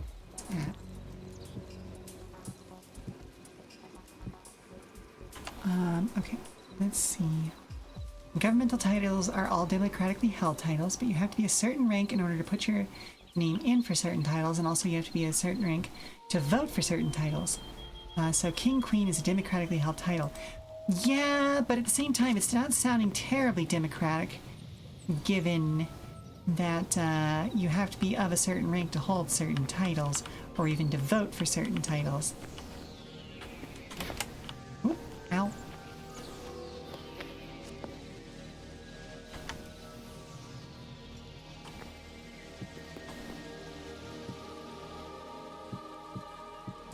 Like that very much rings of democracy for me, but not for thee. You know what I mean? Oh, definitely. It isn't, they are technically a republic? I guess so, yeah. I'm, like, it's one of those things where, like, I know the United States, for instance, is a republic, not a democracy, but I think it has more to do with, like, essentially voting for people who will then vote for you. I think that's a part of what makes it a republic. But I am not an expert there.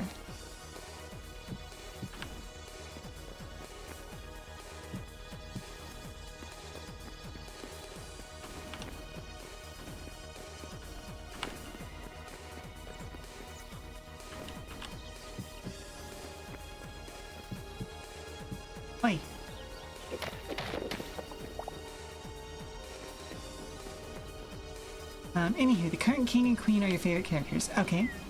Are they also horrible people, or are they actually like your favorite characters for good reasons?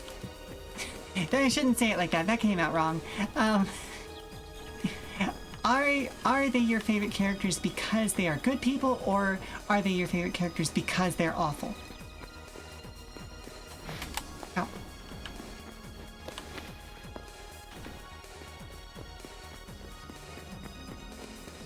Because I definitely have a few characters that I've written that are some of my favorites because they are awful people.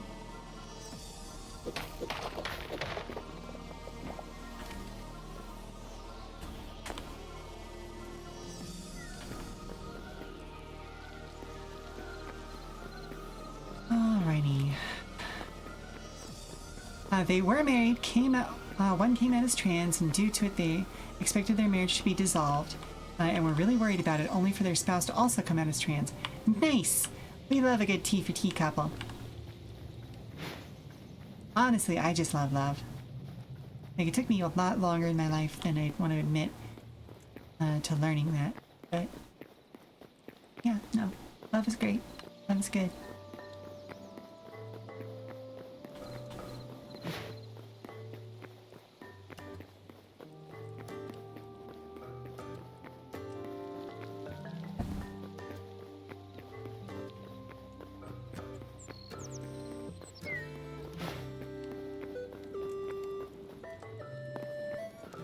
Oh, nerds. I just realized that if I want to continue mining, I'm either going to have to make myself some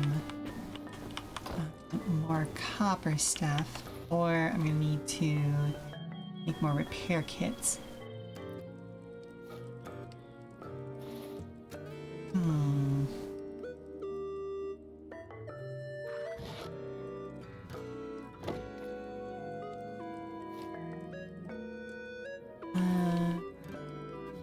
They are one of the only couples who found love inside their marriage. Nice.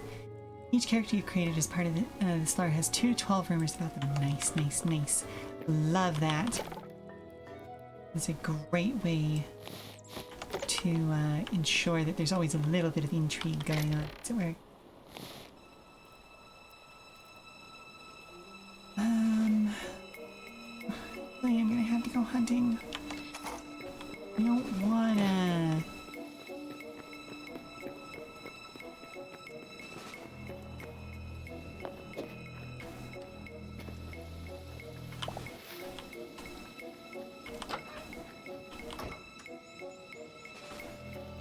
Oh, for crying out loud.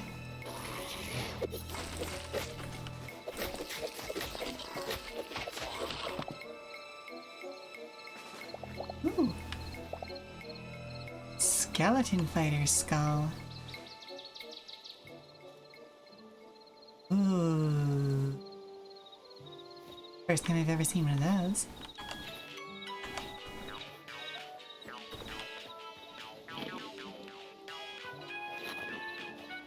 And then children inherit the higher ranked parent's title. Ooh, neat. So at least there is an actual mechanism for social mobility. As opposed to a number of cultures I can think of where to be involved with someone of a lower class, you have to give up your title.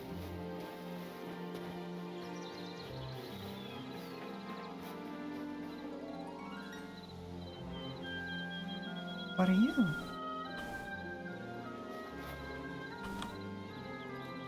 Oh.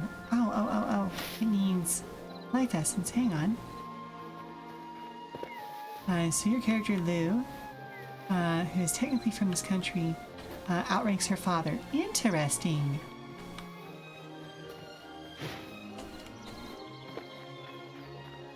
And that's also a fun dynamic because, well, in storytelling, I should say it's a fun dynamic. I would hate to experience that kind of thing in life. But yeah, living in a family that is of mixed rank in a culture can lead to some very interesting stories.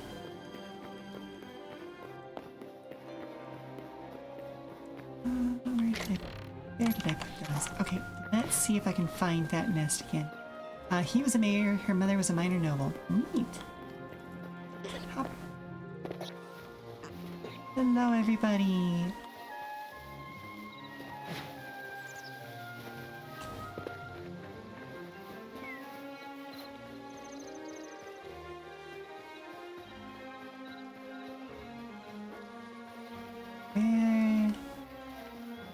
Where did that nest go? It was past here.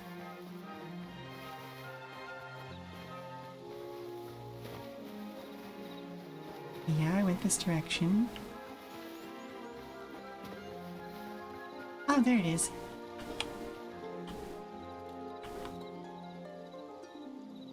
Oh, I need to put this in hand, that's why.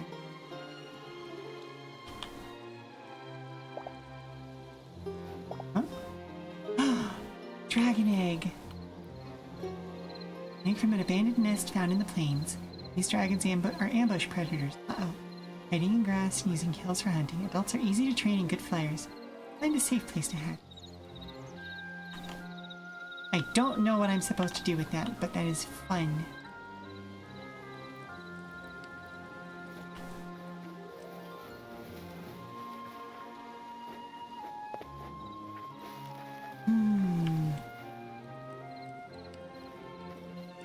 But this whole cultural dynamic has led to really funny situations in campaign. Ooh, I can imagine.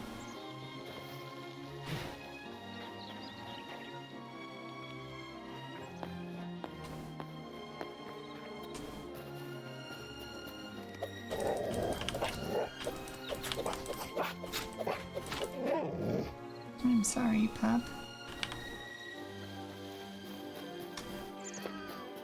Evil bunny? Strange rabbit. Hello. I'm gonna leave you alone because you're a rabbit. But like... Oh. That's very cool. Did you bring a strange rabbit to your area, Keely? Or is there just naturally a very goth bunny here?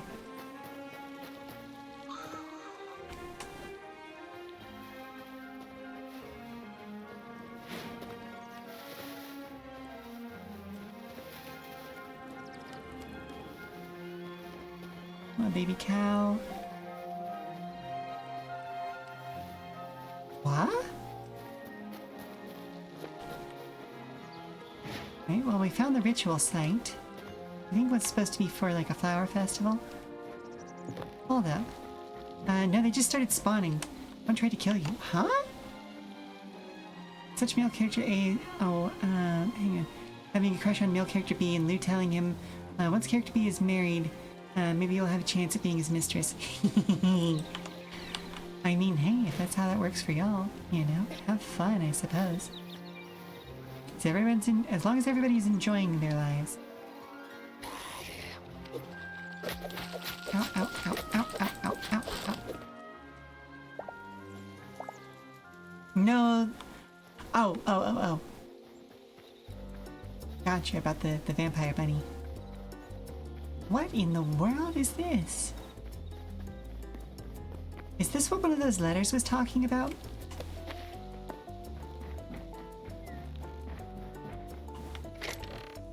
Oh.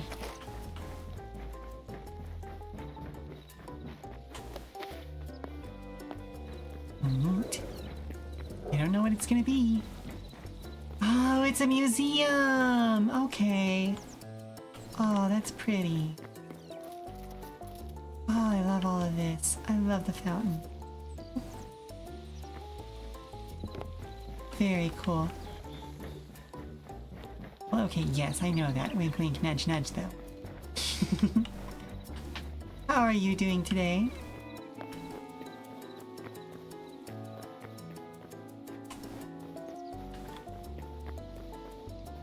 Today is apparently a day for bits.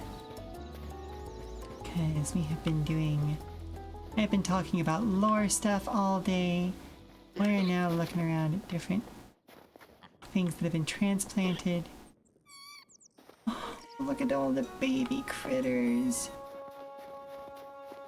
Desperately need light leather, but I'm not going to take it from them. You wish you had a good bit to chomp on, right? Right? Oh, I don't want to hunt the deer. Might have to. Duckies. Why did they make all of the animals in this so cute?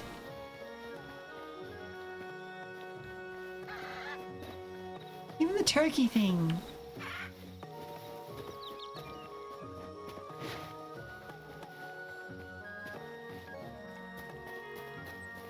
Like, to be fair, I would even hesitate to kill the rats if they didn't, you know, attack on sight because they were set to enemies. Oh.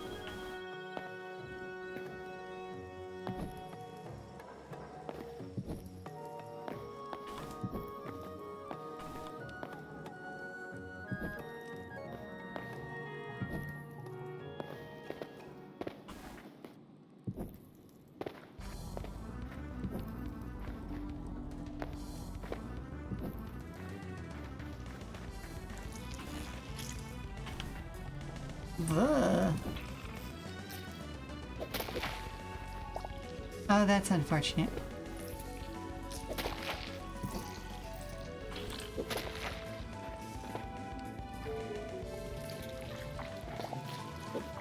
I guess I'm just putting people out of their misery at this point.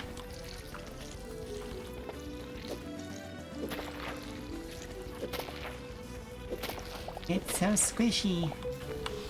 Don't like how squishy this is.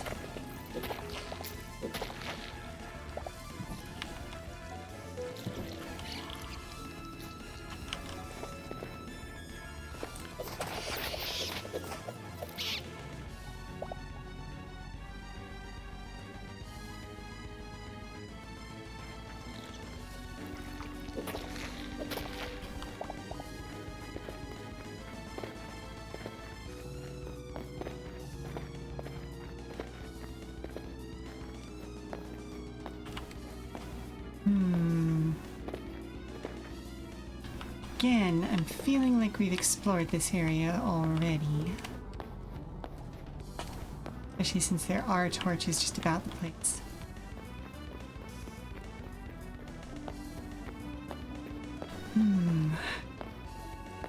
Maybe I should just check my copper reserves, see what I've got. Take a bunch of copper stuff instead.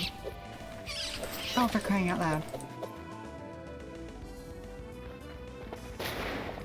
Ow? What the fuck? Oh.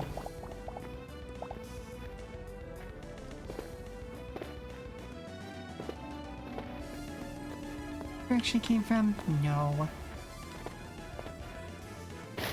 Ow. Oh, so stepping on the boom shrooms makes them explode. Okay, duly noted.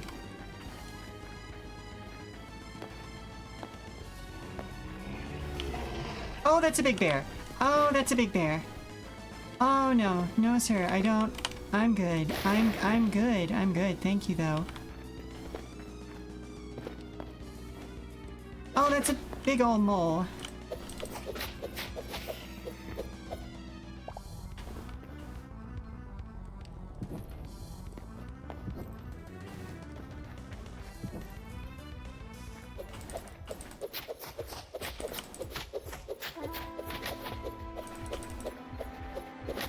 And I've died. Okay, well, that's fine. That's fine. I'm fine with that. I didn't want to be there anyway. Did I at least get one piece of fucking leather? No.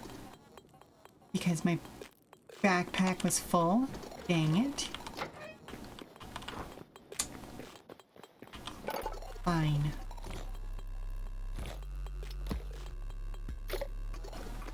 Rasm.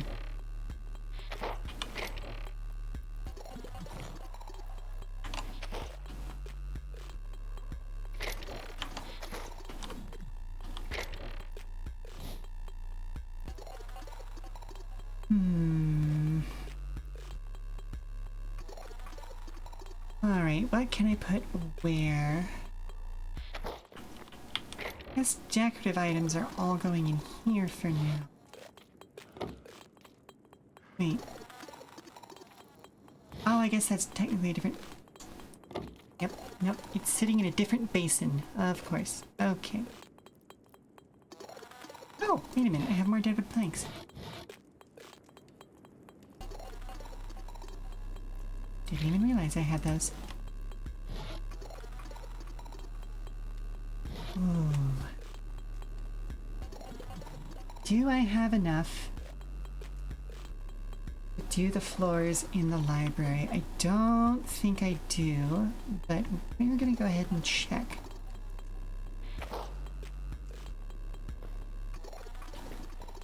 Now, where did I put my explosives? There I did. Okay. Which feels like those two questions should not be related. I promise they were. There's some weird connection that my brain decided to make. Because who's neurotypical around here? Not me.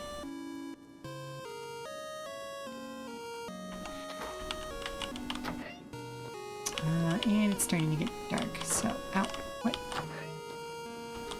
Thought I was far enough inside.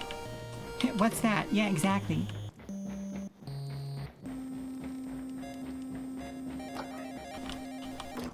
I don't know, it's something for boring people.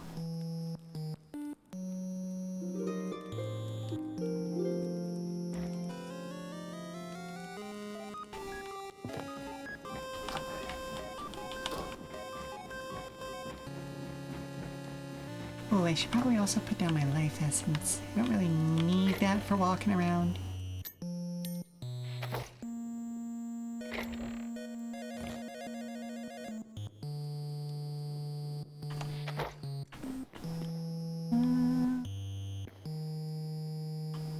Where in the world would I put dragon egg fragments? I guess they would go in the same place as like bone fragments? Where did I store the bone fragments of that? Oh, in there. Okay. Put that in here for now. No idea what I'm supposed to do. Also change those to a more standard look for them. Okay, so let's take a look.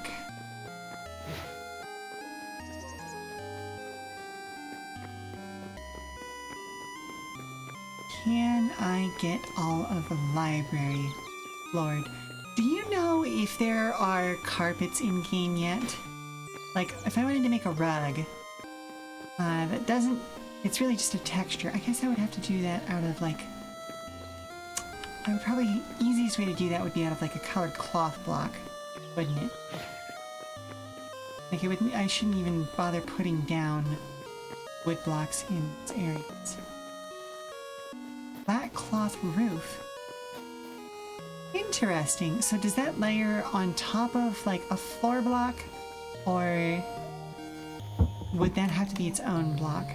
Mom, can you help me get a snack off the high shelf? You scared me. But yeah, sure.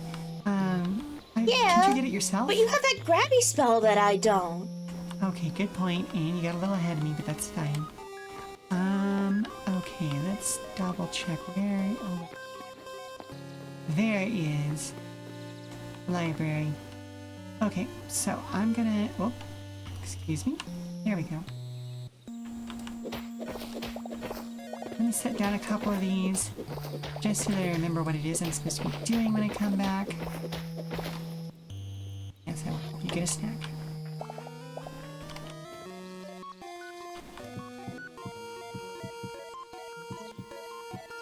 There we go.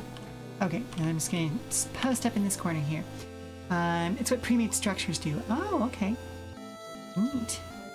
Alright, well, we'll talk about that a little bit more when I get back, but I'm gonna go help Dare get a snack. Everybody else, stand up, stretch, refresh your refreshments, and we'll be back in 5 minutes after a commercial break. Okay? Alright, sweetie. Whew, yeah, no, you did scare me. So, let's see, what kind of snacks do we have on hand? How about animal crackers? We still got a lot, we've got a whole pile of those, I can...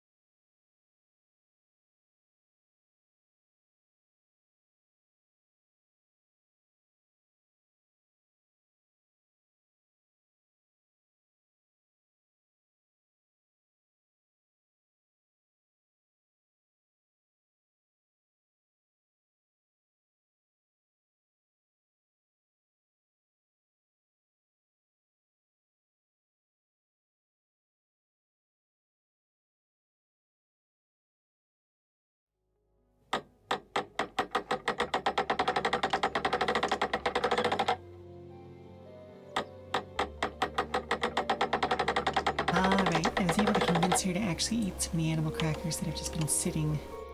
Like, I've been noshing on them because I also enjoy animal crackers, but we bought them for the kids, and so, you know, need them to actually eat the things that we buy for them.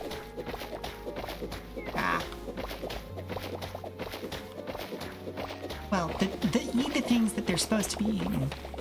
Say that too loudly and have Lynn be like, okay, well, I guess I'm just gonna eat stuff now. If she needs any encouragement to do that.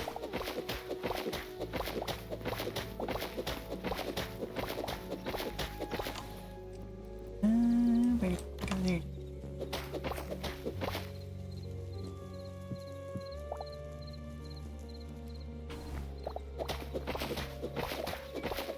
What was on the top shelf? Okay, so the top shelf were butter cookies, but those are for me.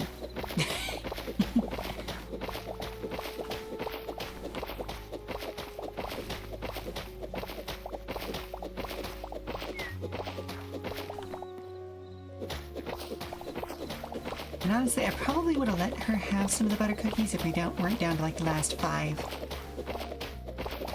And I've only had a couple of them so far. Everybody else got to them before me, so I'm claiming those last 5, you know.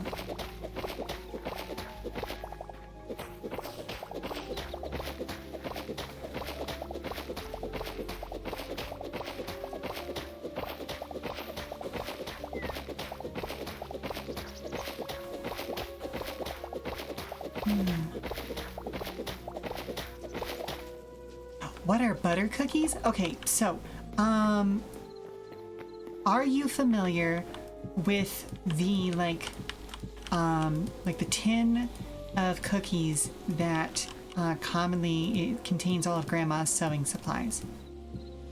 Like, oh, hang on, let me see if I can... They're very much the kind of snack that, like, we think of as an old person snack. But they are really delicious. Oh, yeah. No, not Butterfingers. Butterfingers are more along... Well, I mean, I don't know. Maybe that's called a different thing over there. But I think of, like, the Butterfingers, like, chocolatey snack.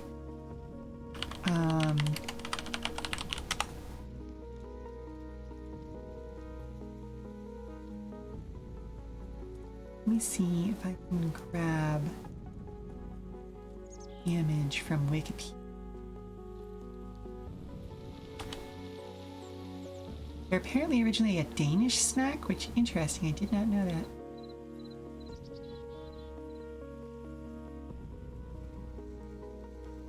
Here.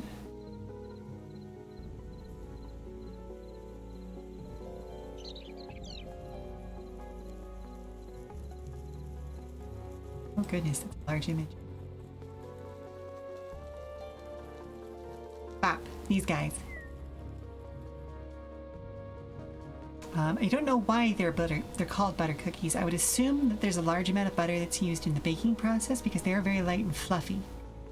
But yeah, these guys. Some of them have like a little bit of like salt or sugar sprinkled on the top. Others are just plain. I have seen people put other things on them. I've only seen those full of sewing supplies. Exactly.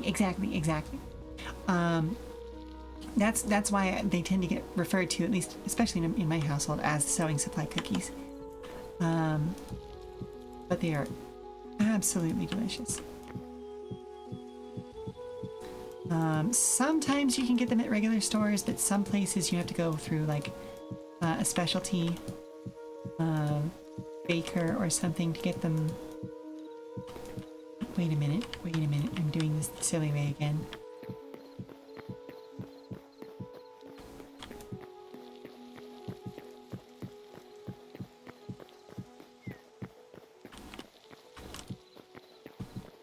But I am glad to know that the sewing supplies thing is a multicultural meme at this point. And I mean, they usually do come in nice tins, so I understand why. I am absolutely going to become that grandma who just has tons and tons of like random tins of things. Oh, I am absolutely not going to have enough boards to fill out the library. You might have seen those style of cookies with the bottom dipped in chocolate. Ooh, yes, yes, yes. I have definitely seen them like that before. Or like a strawberry yogurt sort of thing. Ooh, that could be really good.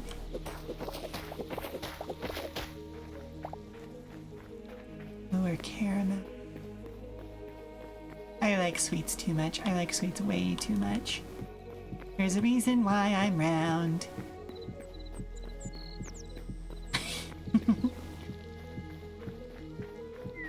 Right?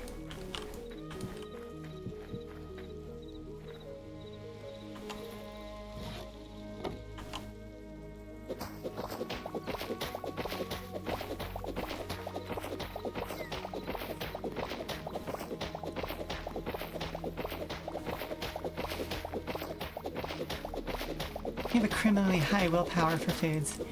Yeah. I don't know. It's one of those things that, like, for health reasons, I have to limit what I am allowed to have because I want to be healthy and I want to be good. Ooh, if I had my druthers, I would eat so many sweets.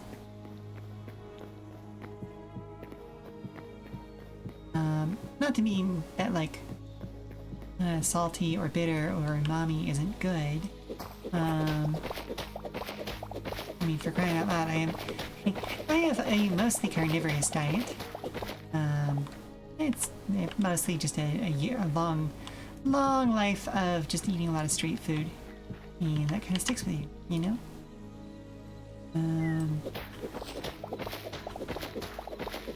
But it is definitely sweet would be my preference if I had to pick one. Your mother and you have had many conversations about it because you can buy a 25 pack of chocolates, get 10 to your roommate, and have the rest last weeks. Woof. Your mother would finish them on the drive home. Yep. I'm not quite that bad, and I can make myself savor things, but I don't want to. If that makes sense. Like, if I don't have to, I'm not gonna.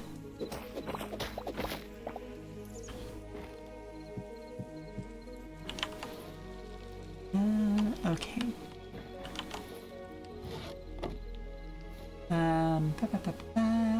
Or buy like a pack of high quality carb free chocolates in February. You've only had one so far. Ooh.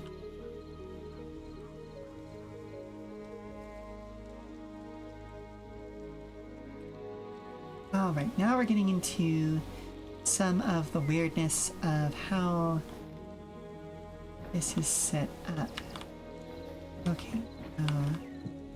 Bop. Bop. Bop.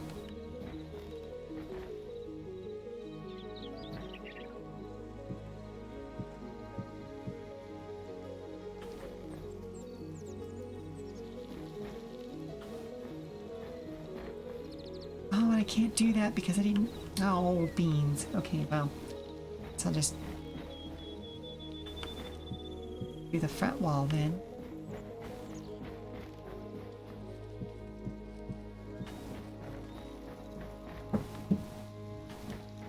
Have a bookshelf there. Do have...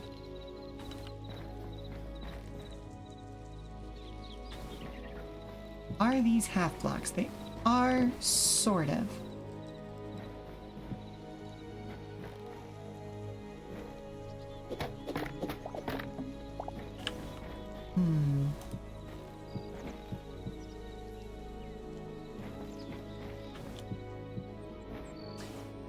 I'm gonna have to get creative, because I'm not going to be able to do the same setup I actually... And then we got a side table right there. Okay.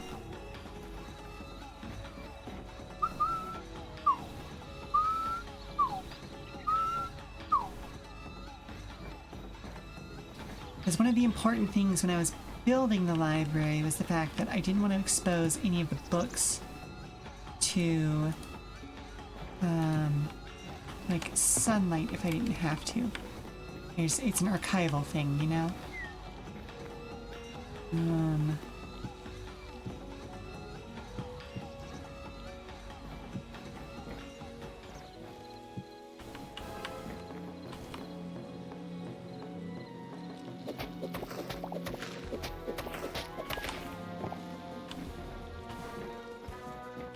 Yeah, sunlight damages parchments and leathers. Exactly, exactly. But because these take up a whole block instead of being half blocks, that makes life a little bit more difficult. Because realistically, this should be like half a block this direction. Because I don't have it lined up at the exact edge of the window.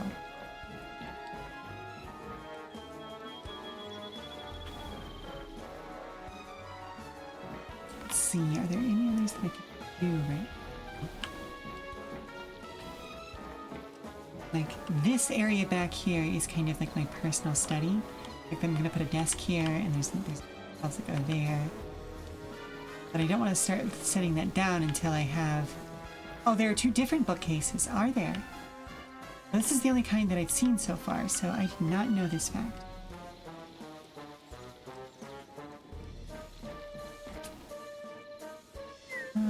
You know what? Let's bonk this out.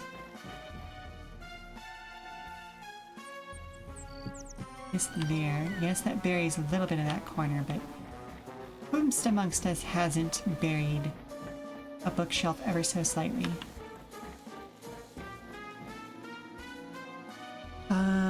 There are some that are the depth of a full block. They have grayish wood. Interesting, interesting. I think these are fine. Yeah, I don't like how that looks. I just don't get to have a shelf there. Shame, but it is what it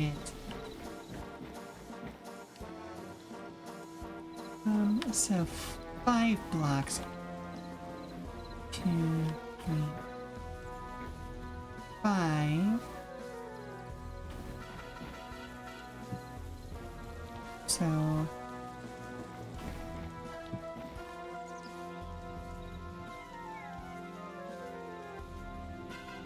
2 blocks roughly turns into 3 blocks. And then we've got a table right here for reading.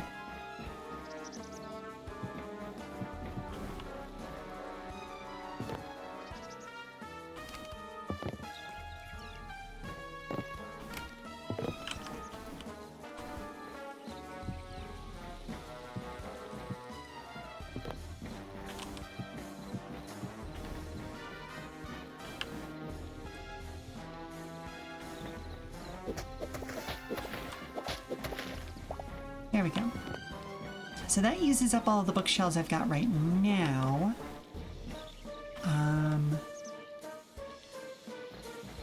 Yeah, theoretically there should be another set of shelves right around here, but again, I'm not too terribly worried about it right now. Stairs at the bookshelf of your IRL office. No, never partially buried. Yeah, right? Right? So that's a good start to the library. A good start. So now I have 2 things that I need to go with you on an expedition for at some point. Alright. So let's head back over to base, and hopefully I can craft some copper pickaxes. Because I, quite frankly, don't want to go hunting for stuff right now. I'd rather just use the lower quality stuff if I can. We'll get some mining done for some basalt, because we're coming up to the end of stream anyway. Wait a minute, is that a bear? Concern it. Silly bears. Also, holy shit, that jumbo bear that with like the arrows sticking out of it that I found earlier. Wild that that's a thing that's in this game. I love it, I love it, I love it, but also, you know what I mean?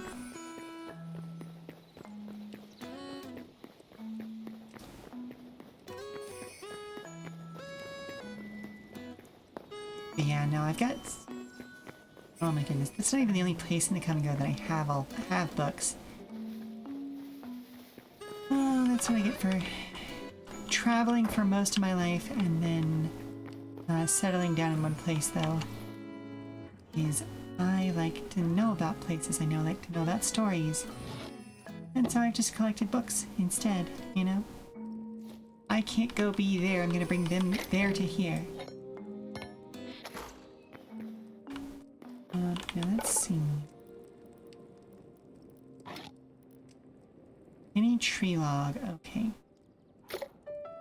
So, do I have more copper over yonder?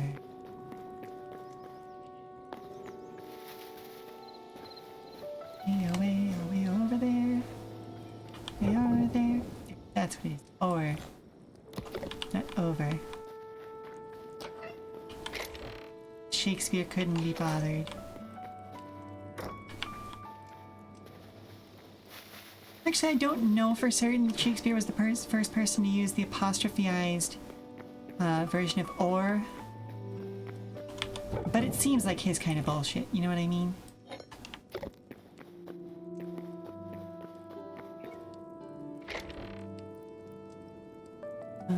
Okay, that turns into a light wood, so I think I'm just gonna go ahead and actually take some of that in my inventory when I build these. Okay, yeah.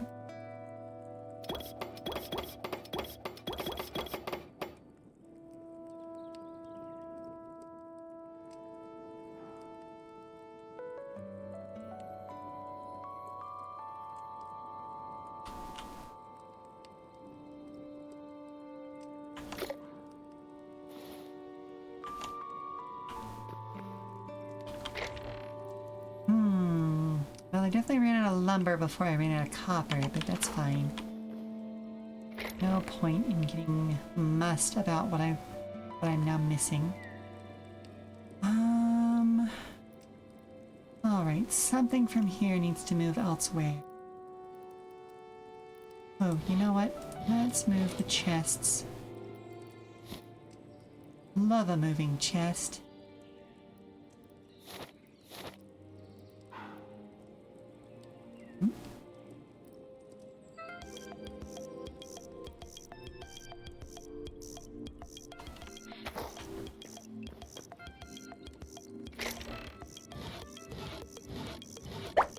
There we go. Exactly. You get it. You get it, Blasty.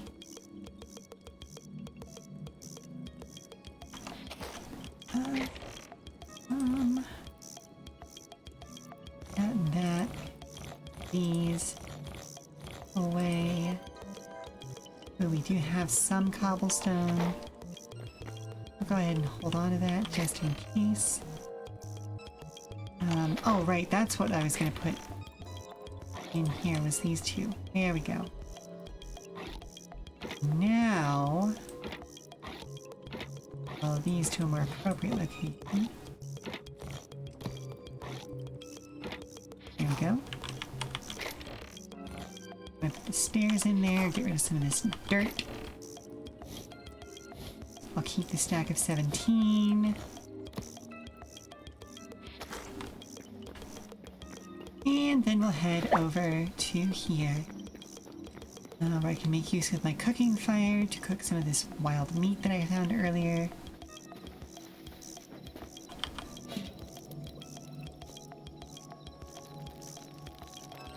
Oh, and while this cooks, let's see. What time are we at anyway?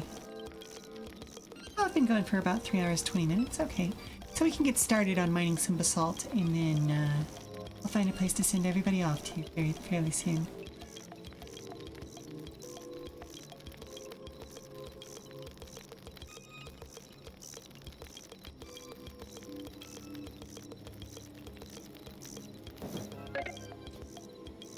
There we go. That down there. Okay, cool. Alright, so how low must I go to get to the basalt flow? Again, we're just twisting the English language until it's shaped how we want it to be shaped at this point. Because again, that's how English works. That's how it's always worked. And anybody who tries to tell you otherwise is being a prick.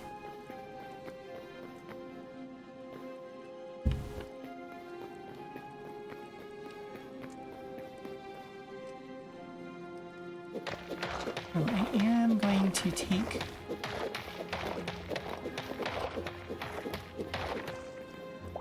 this because I was silly and used cobblestone to make the walls here rather than dirt.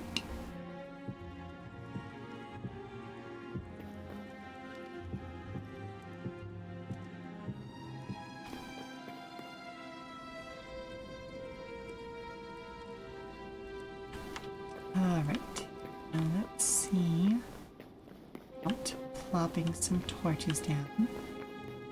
1, 2, 3. Yep, 4. 1, 2, 3, 4. Wait, why am I using my brain? I have a visual reference.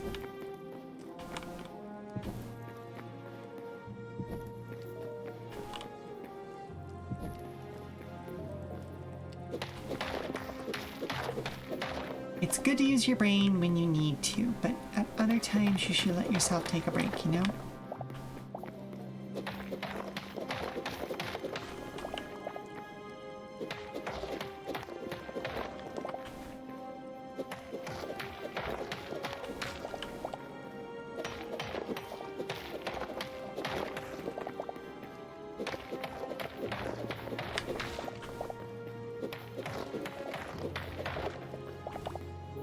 Oh, I wonder if boom powder could be used to more efficiently mine volcanic rock.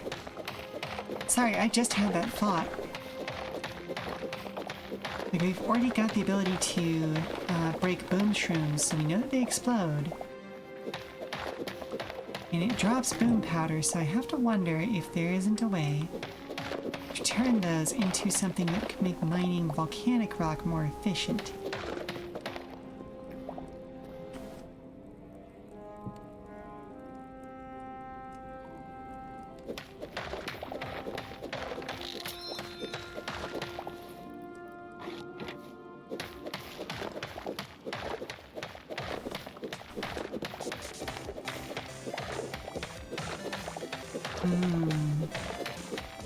Takes like one extra hit to actually break things with the copper pickaxe. It's definitely annoying. But we've survived this long. We will continue.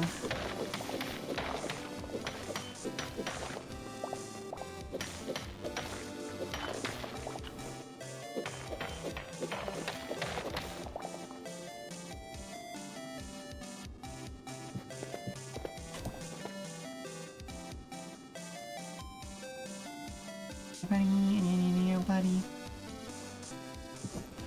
You there.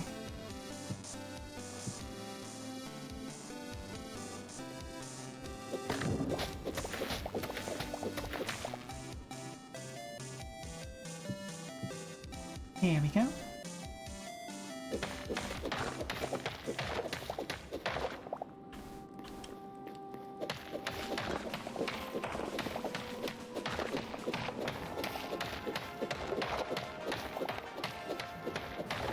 Of course it's Dragon Quest, it's too happy to be anything else. Even like the dark dramatic songs in Dragon Quest tend to feel happy for some reason. Actually, I shouldn't even say for some reason. Somehow. That's really more appropriate to what it is because, like, it is a talent. It takes a real talent by a composer to make a song in something that is, you know, like, generally a fairly happy series but with very high drama. To make it sound happy, even when it's a sad moment, or a dramatic moment, or an angry moment, or like we're deep in the depths of the dungeons moment. You know what I mean? That's a real talent.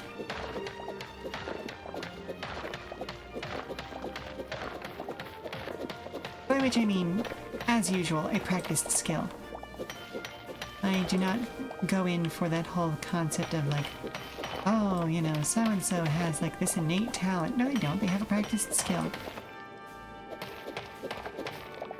Like, they may have a particularly good set of senses, but that's more about like having good hearing. That's a physical capability, you know what I mean? Anybody can learn any form of art they are physically capable of learning. It just takes practice.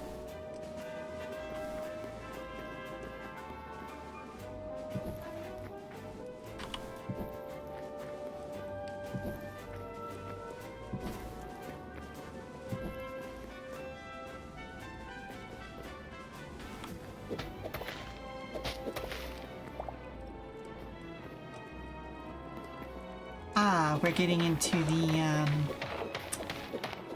hall to nowhere zone.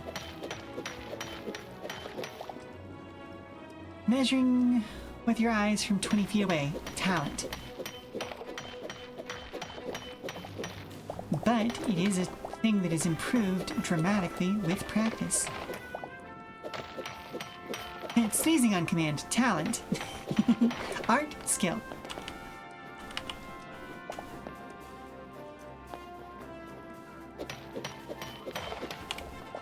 See, I've known people who've, like, learned... It's like learning how to cry on command, you know?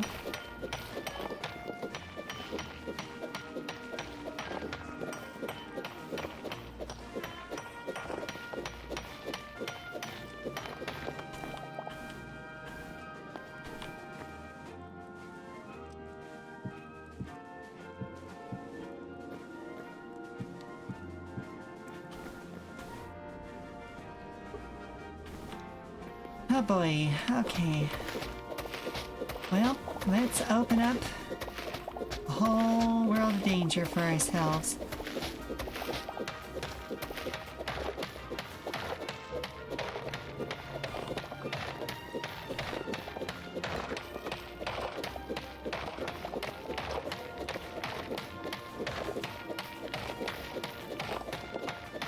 But yeah, the measuring with your eyes from a distance thing, I would definitely say that's a practiced skill, even if you, like, don't pick it up by practicing on purpose.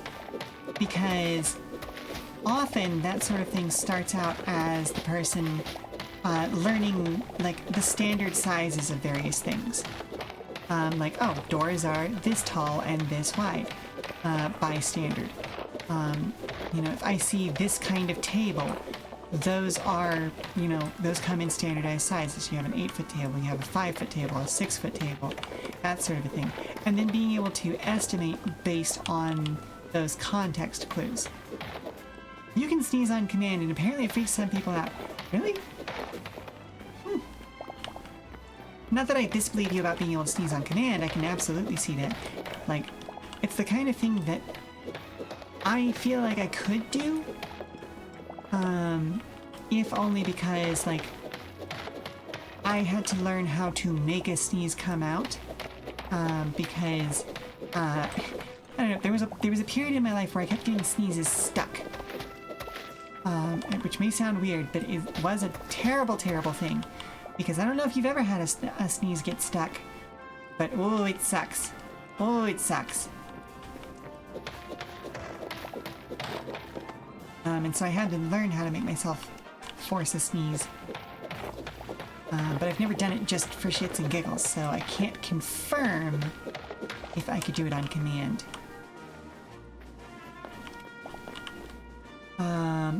Once looked up the gable of a house and guessed the size of the Tyvek. It was 1/8 of an inch off.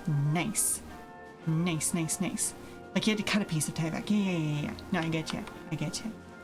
And I would bet that 1/8 was actually more technically due to a manufacturing or building error than it was to your eyeball measurement.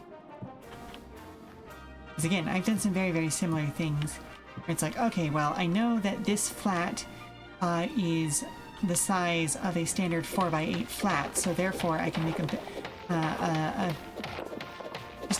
guess based on what I know standard should be.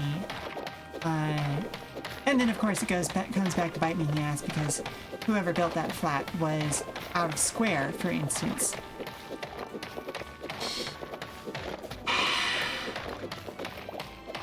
I say with all of the boiling rage of an annoyed teacher.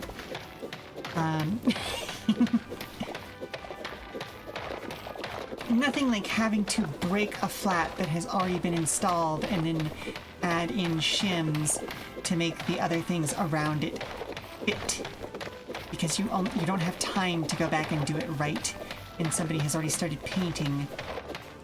And so you can't get rid of the thing that's already there because it's already a painted, finished thing. Grumble, grumble, grumble.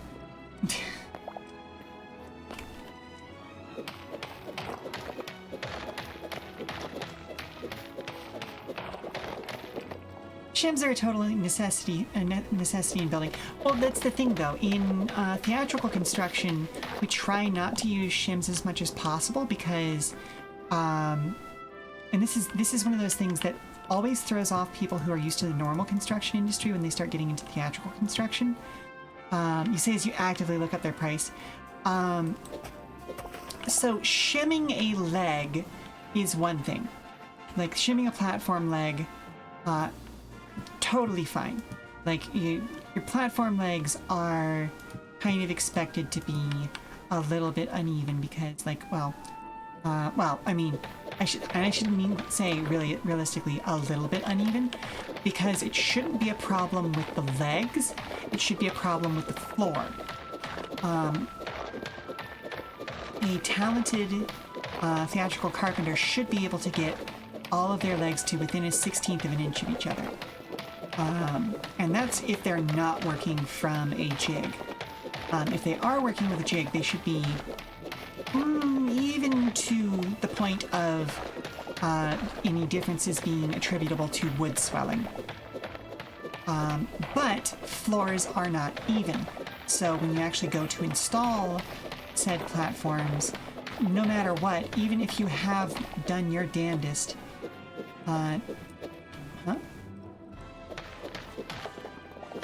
you're gonna end up with some uneven. What in the fuck? What in the actual?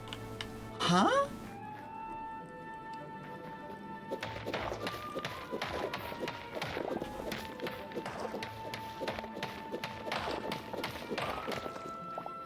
Okay, there is like the ghost of a stalactite there. That is so strange.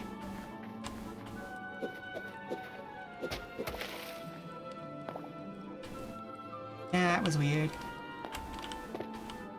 That was very weird.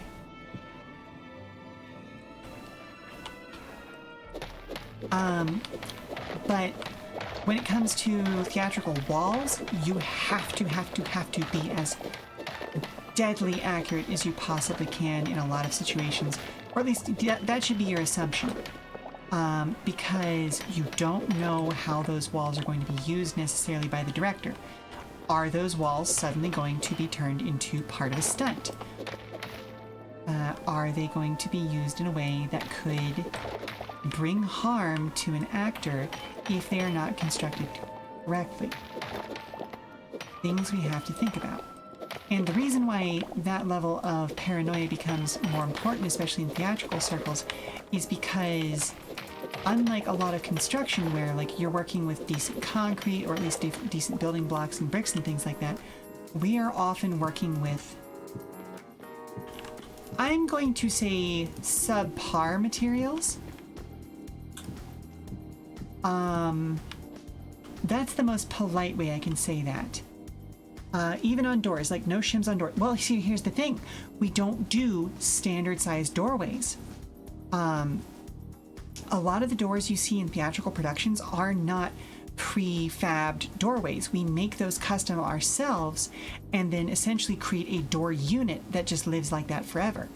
So, like a door unit would actually be made out of a 4-foot by 8-foot flat that has had a special construction put onto the inside of it. Oh, actually, hang on. Do I still have any door drafting anywhere? I might be able to show you what I'm talking about if I have the right drafting hanging about the place. Let's see. Boeing. Nope. The drafting. Oh my goodness, do I not have any here? Hang on a second. Documents.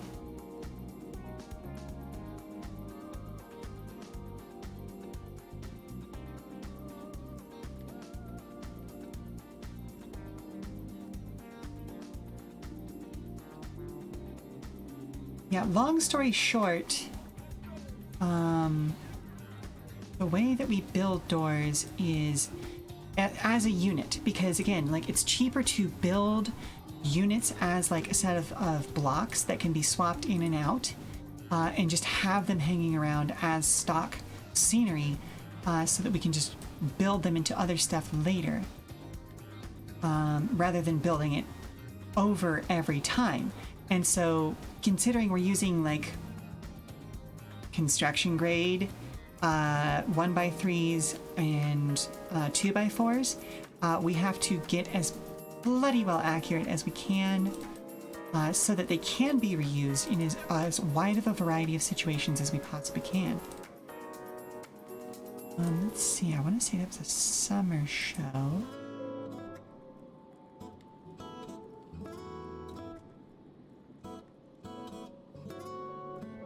Spring show. Well, no, there's American Idiot, so...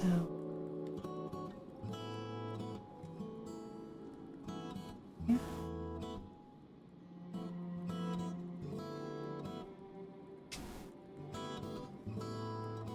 You know, there's She Kills Monsters. I know I had to have this drafting room somewhere. Succeed without even trying. Yep. It's the haunt. You know, I could just go back and look at my resume and know exactly when it happened. Or, how about this? Let's look up a theatrical door flat.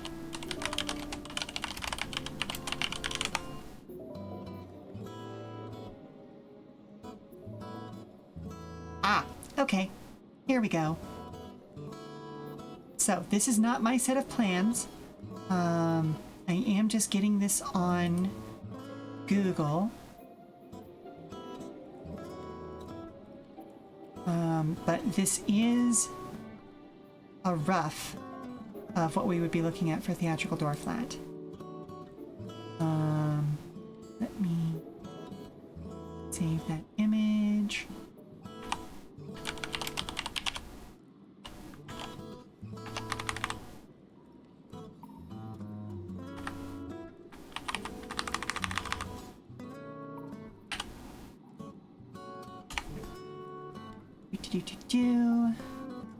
Just don't make shims out of drywall like some moron in your parents' house did. Excuse me? We're not sure if it was your grandfather or some other moron. Oh no!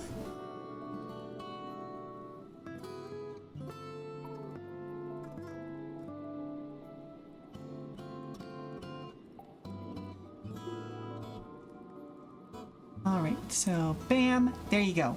That's roughly what a door flat would look like. Oh, hello? Have you seen Mr. Grumbles? Did you lose track of her again, sweetie? Can you help me find her? Of course. Give me just a moment. Okay, and then the roof leaked and the drywall went mushy. Oh no. Oh, gross. But hello, dragon. We are about to wrap up. But yeah, I do want to show y'all. Let's see. Okay, so let me go ahead and I'll lock that in place so that I don't grab the wrong thing. But yeah, essentially you've got a 4-foot span by an 8-foot height. You can see the exterior portions of this are built out of 1x3 or may even be 1x4 in this case. It's hard to judge the measurement, but it does look a little bit thicker than the stuff I'm used to working with. So this might be somebody... Oh, no, you know what? It would have to be a 1x4 because it's been paired with 2x4s for the interior structure that actually supports the door itself. That helps prevent wiggling and all of those sorts of things. All good, you're trying to convince yourself to stream, but it's really, really nice out. Ooh, that's a tough one. But yeah, so you can use the standard door height and width within this unit, but essentially what would happen at this point is you would then like route out a place for the latch. There you would install sills at the top and sides, and then keep an extra sill that you could install wherever it's at, or even just make that out of sliver of 1x that you just happen to have on hand, because you always end up with slivers of 1x on hand in theatrical construction. And then you would just dead hang the door, you know, so that you just have this 4-foot by 8-foot door unit that you can just plop into a standard design wherever it's going to be on your show.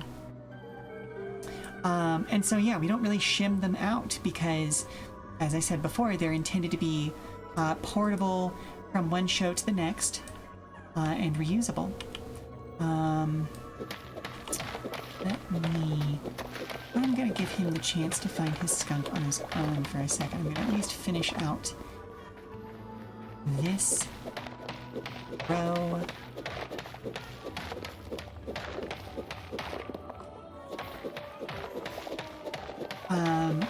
But yeah, to come to the final part of the point that I've been trying to make, Kiwi, essentially, oh, no, that's not what I wanted to use there. That's the stuff I want to keep, thank you. In theatrical construction, we are often having to use materials that would be considered subpar in full-blown construction, and so as a result of that, we have a habit of building things in a way that they are at least temporarily more solid and more accurate than would be required for normal construction, because if all of the pieces fit together accurately, we're less worried that they're going to fall apart because of the subpar materials. One of the factoids that I tend to point out to people is that, for instance, a ballerina who jumps and lands on point for a very brief second exerts the same amount of pressure that an elephant does onto your floors. It is only for a brief moment, but for that brief moment, you really don't want that ballerina going through your plywood and 2x4 platform. You know what I mean? So we have to be very, very careful and extremely accurate on how we build things. Like my first year students, by the end of their first class, are expected to be able to build things within 1/8 of an inch, at bare minimum.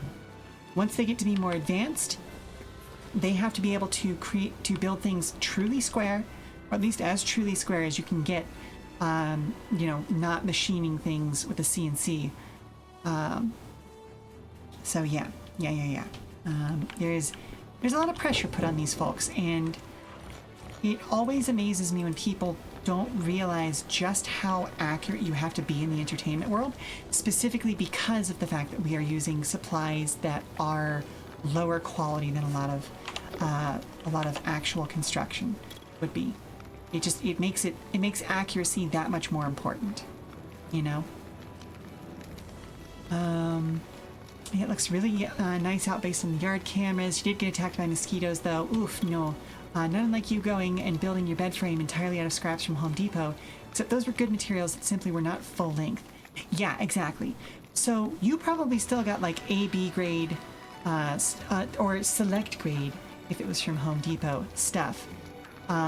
Whereas we're using like C, sometimes D grade stuff, contractor lumber, the stuff that gets a little twisty, that would normally go inside walls where it won't be seen. That sort of thing.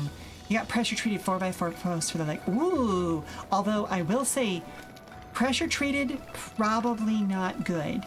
Yeah, NFG, exactly. Hello, Circuit. You are jumping in right as I'm wrapping things up. Oh no. But yeah, pressure treated lumber, I would not want to use indoors because it comes with some really, really nasty chemicals in it. That's you have a whole yard full of NFG. Oh yeah, you know exactly what I'm talking about then. Yeah, that's more often than not what a lot of our sets have to be built out of for cost-saving reasons. That has not always been the case, and in fact, no, these are vegetable garden grade, not green pressure treated. Okay, phew. Okay, good. Had me worried there for a second, Dragon. Technically run a lumberyard or 5. Ooh, fun. Yeah, you know exactly the kind of shit that I'm talking about then. I miss the days when the arts in the United States had funding, because I have gotten to work with and even in some cases disassemble and reuse lumber from back when the Florida yellow pine existed. It is now extinct. Anything that is calling itself Florida yellow pine is not actually Florida yellow pine anymore, but some of those things that I got to take apart and reuse were like I watched one bounce a nail that was fired into it with a pneumatic nail gun. Holy moly, that was nice lumber. Oh my goodness. Yeah, the Home Depot here no longer sells the green ones. Good, honestly. That particular type of pressure treating I really wish would go away because it's awful for the environment.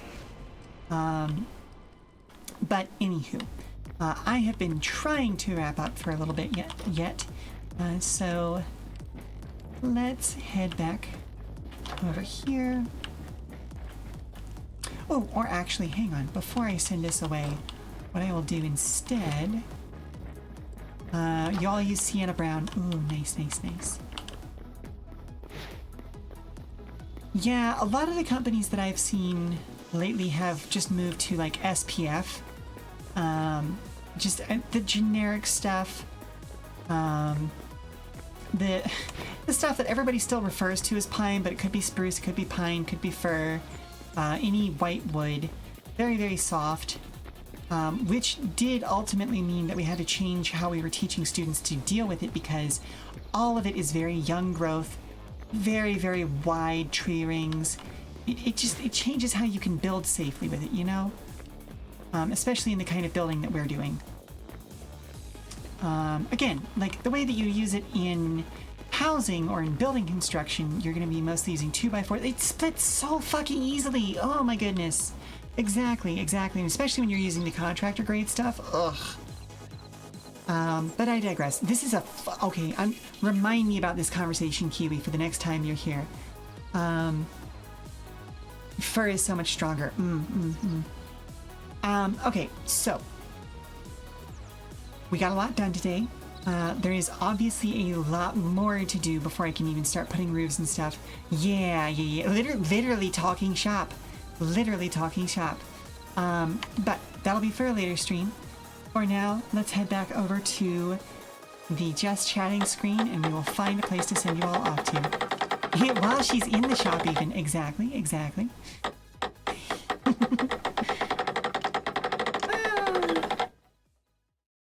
Oh, goodness gracious. You know, it's one of those things. I miss working. And this is me, the person behind Sheela talking at this point, because Sheila's never worked in a lumber yard. Sheila's never done carpentry. She's, that's not really her jam. But me, the person behind Sheela, I do miss working with lumber. I miss building sets on an everyday basis, but that's just not in the cards for me right now. And I don't know if it'll ever be in the cards for me again, because, well, I don't know. I've messed myself up over the years, from between preventing students from getting injured and just, how hard it is on your body after a while. You are hiring. Interesting. We're in enough of a different place in the world, though, that I don't know if it would be enough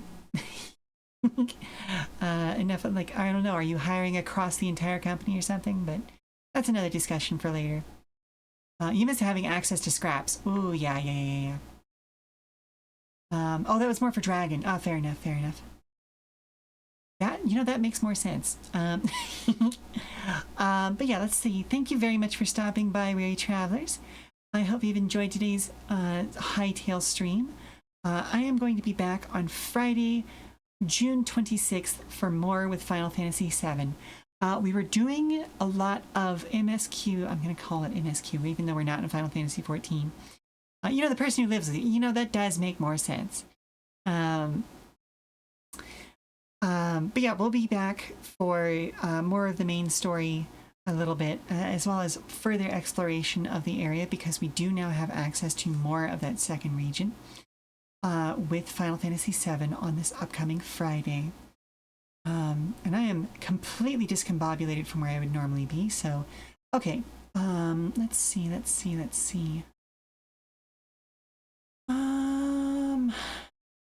What else do I want to talk about? What do I need to talk about here? I guess until Friday, I hope to see you then. But until then, for more information about future streams, keep an eye on our Blue Sky at Come and Go Tavern for announcements and daily check-ins from the Come and Go. I have been your hostess, Sheela Ornthalis, and if you need to prop your feet up for a little while longer, we've got some more entertainment coming up soon via a raid. So let's take a look at the menu and see who we can raid out to. And then, if LaFarland still has not found his skunk, I will help him go find it. Let's see. Ooh, Ogre Daddy's streaming. Ooh, I wonder if he got the new character class in Dark Tide. Yes, it looks like he did, or at least he's streaming some Dark Tide along with a couple of people who do have it. So let's raid out to him. All right, folks, raid is set up. Thank you once more for being with me today. I hope to see you all next time. Ta-ta for now. Bye. Bye. Bye. Bye. Bye. Bye. Bye.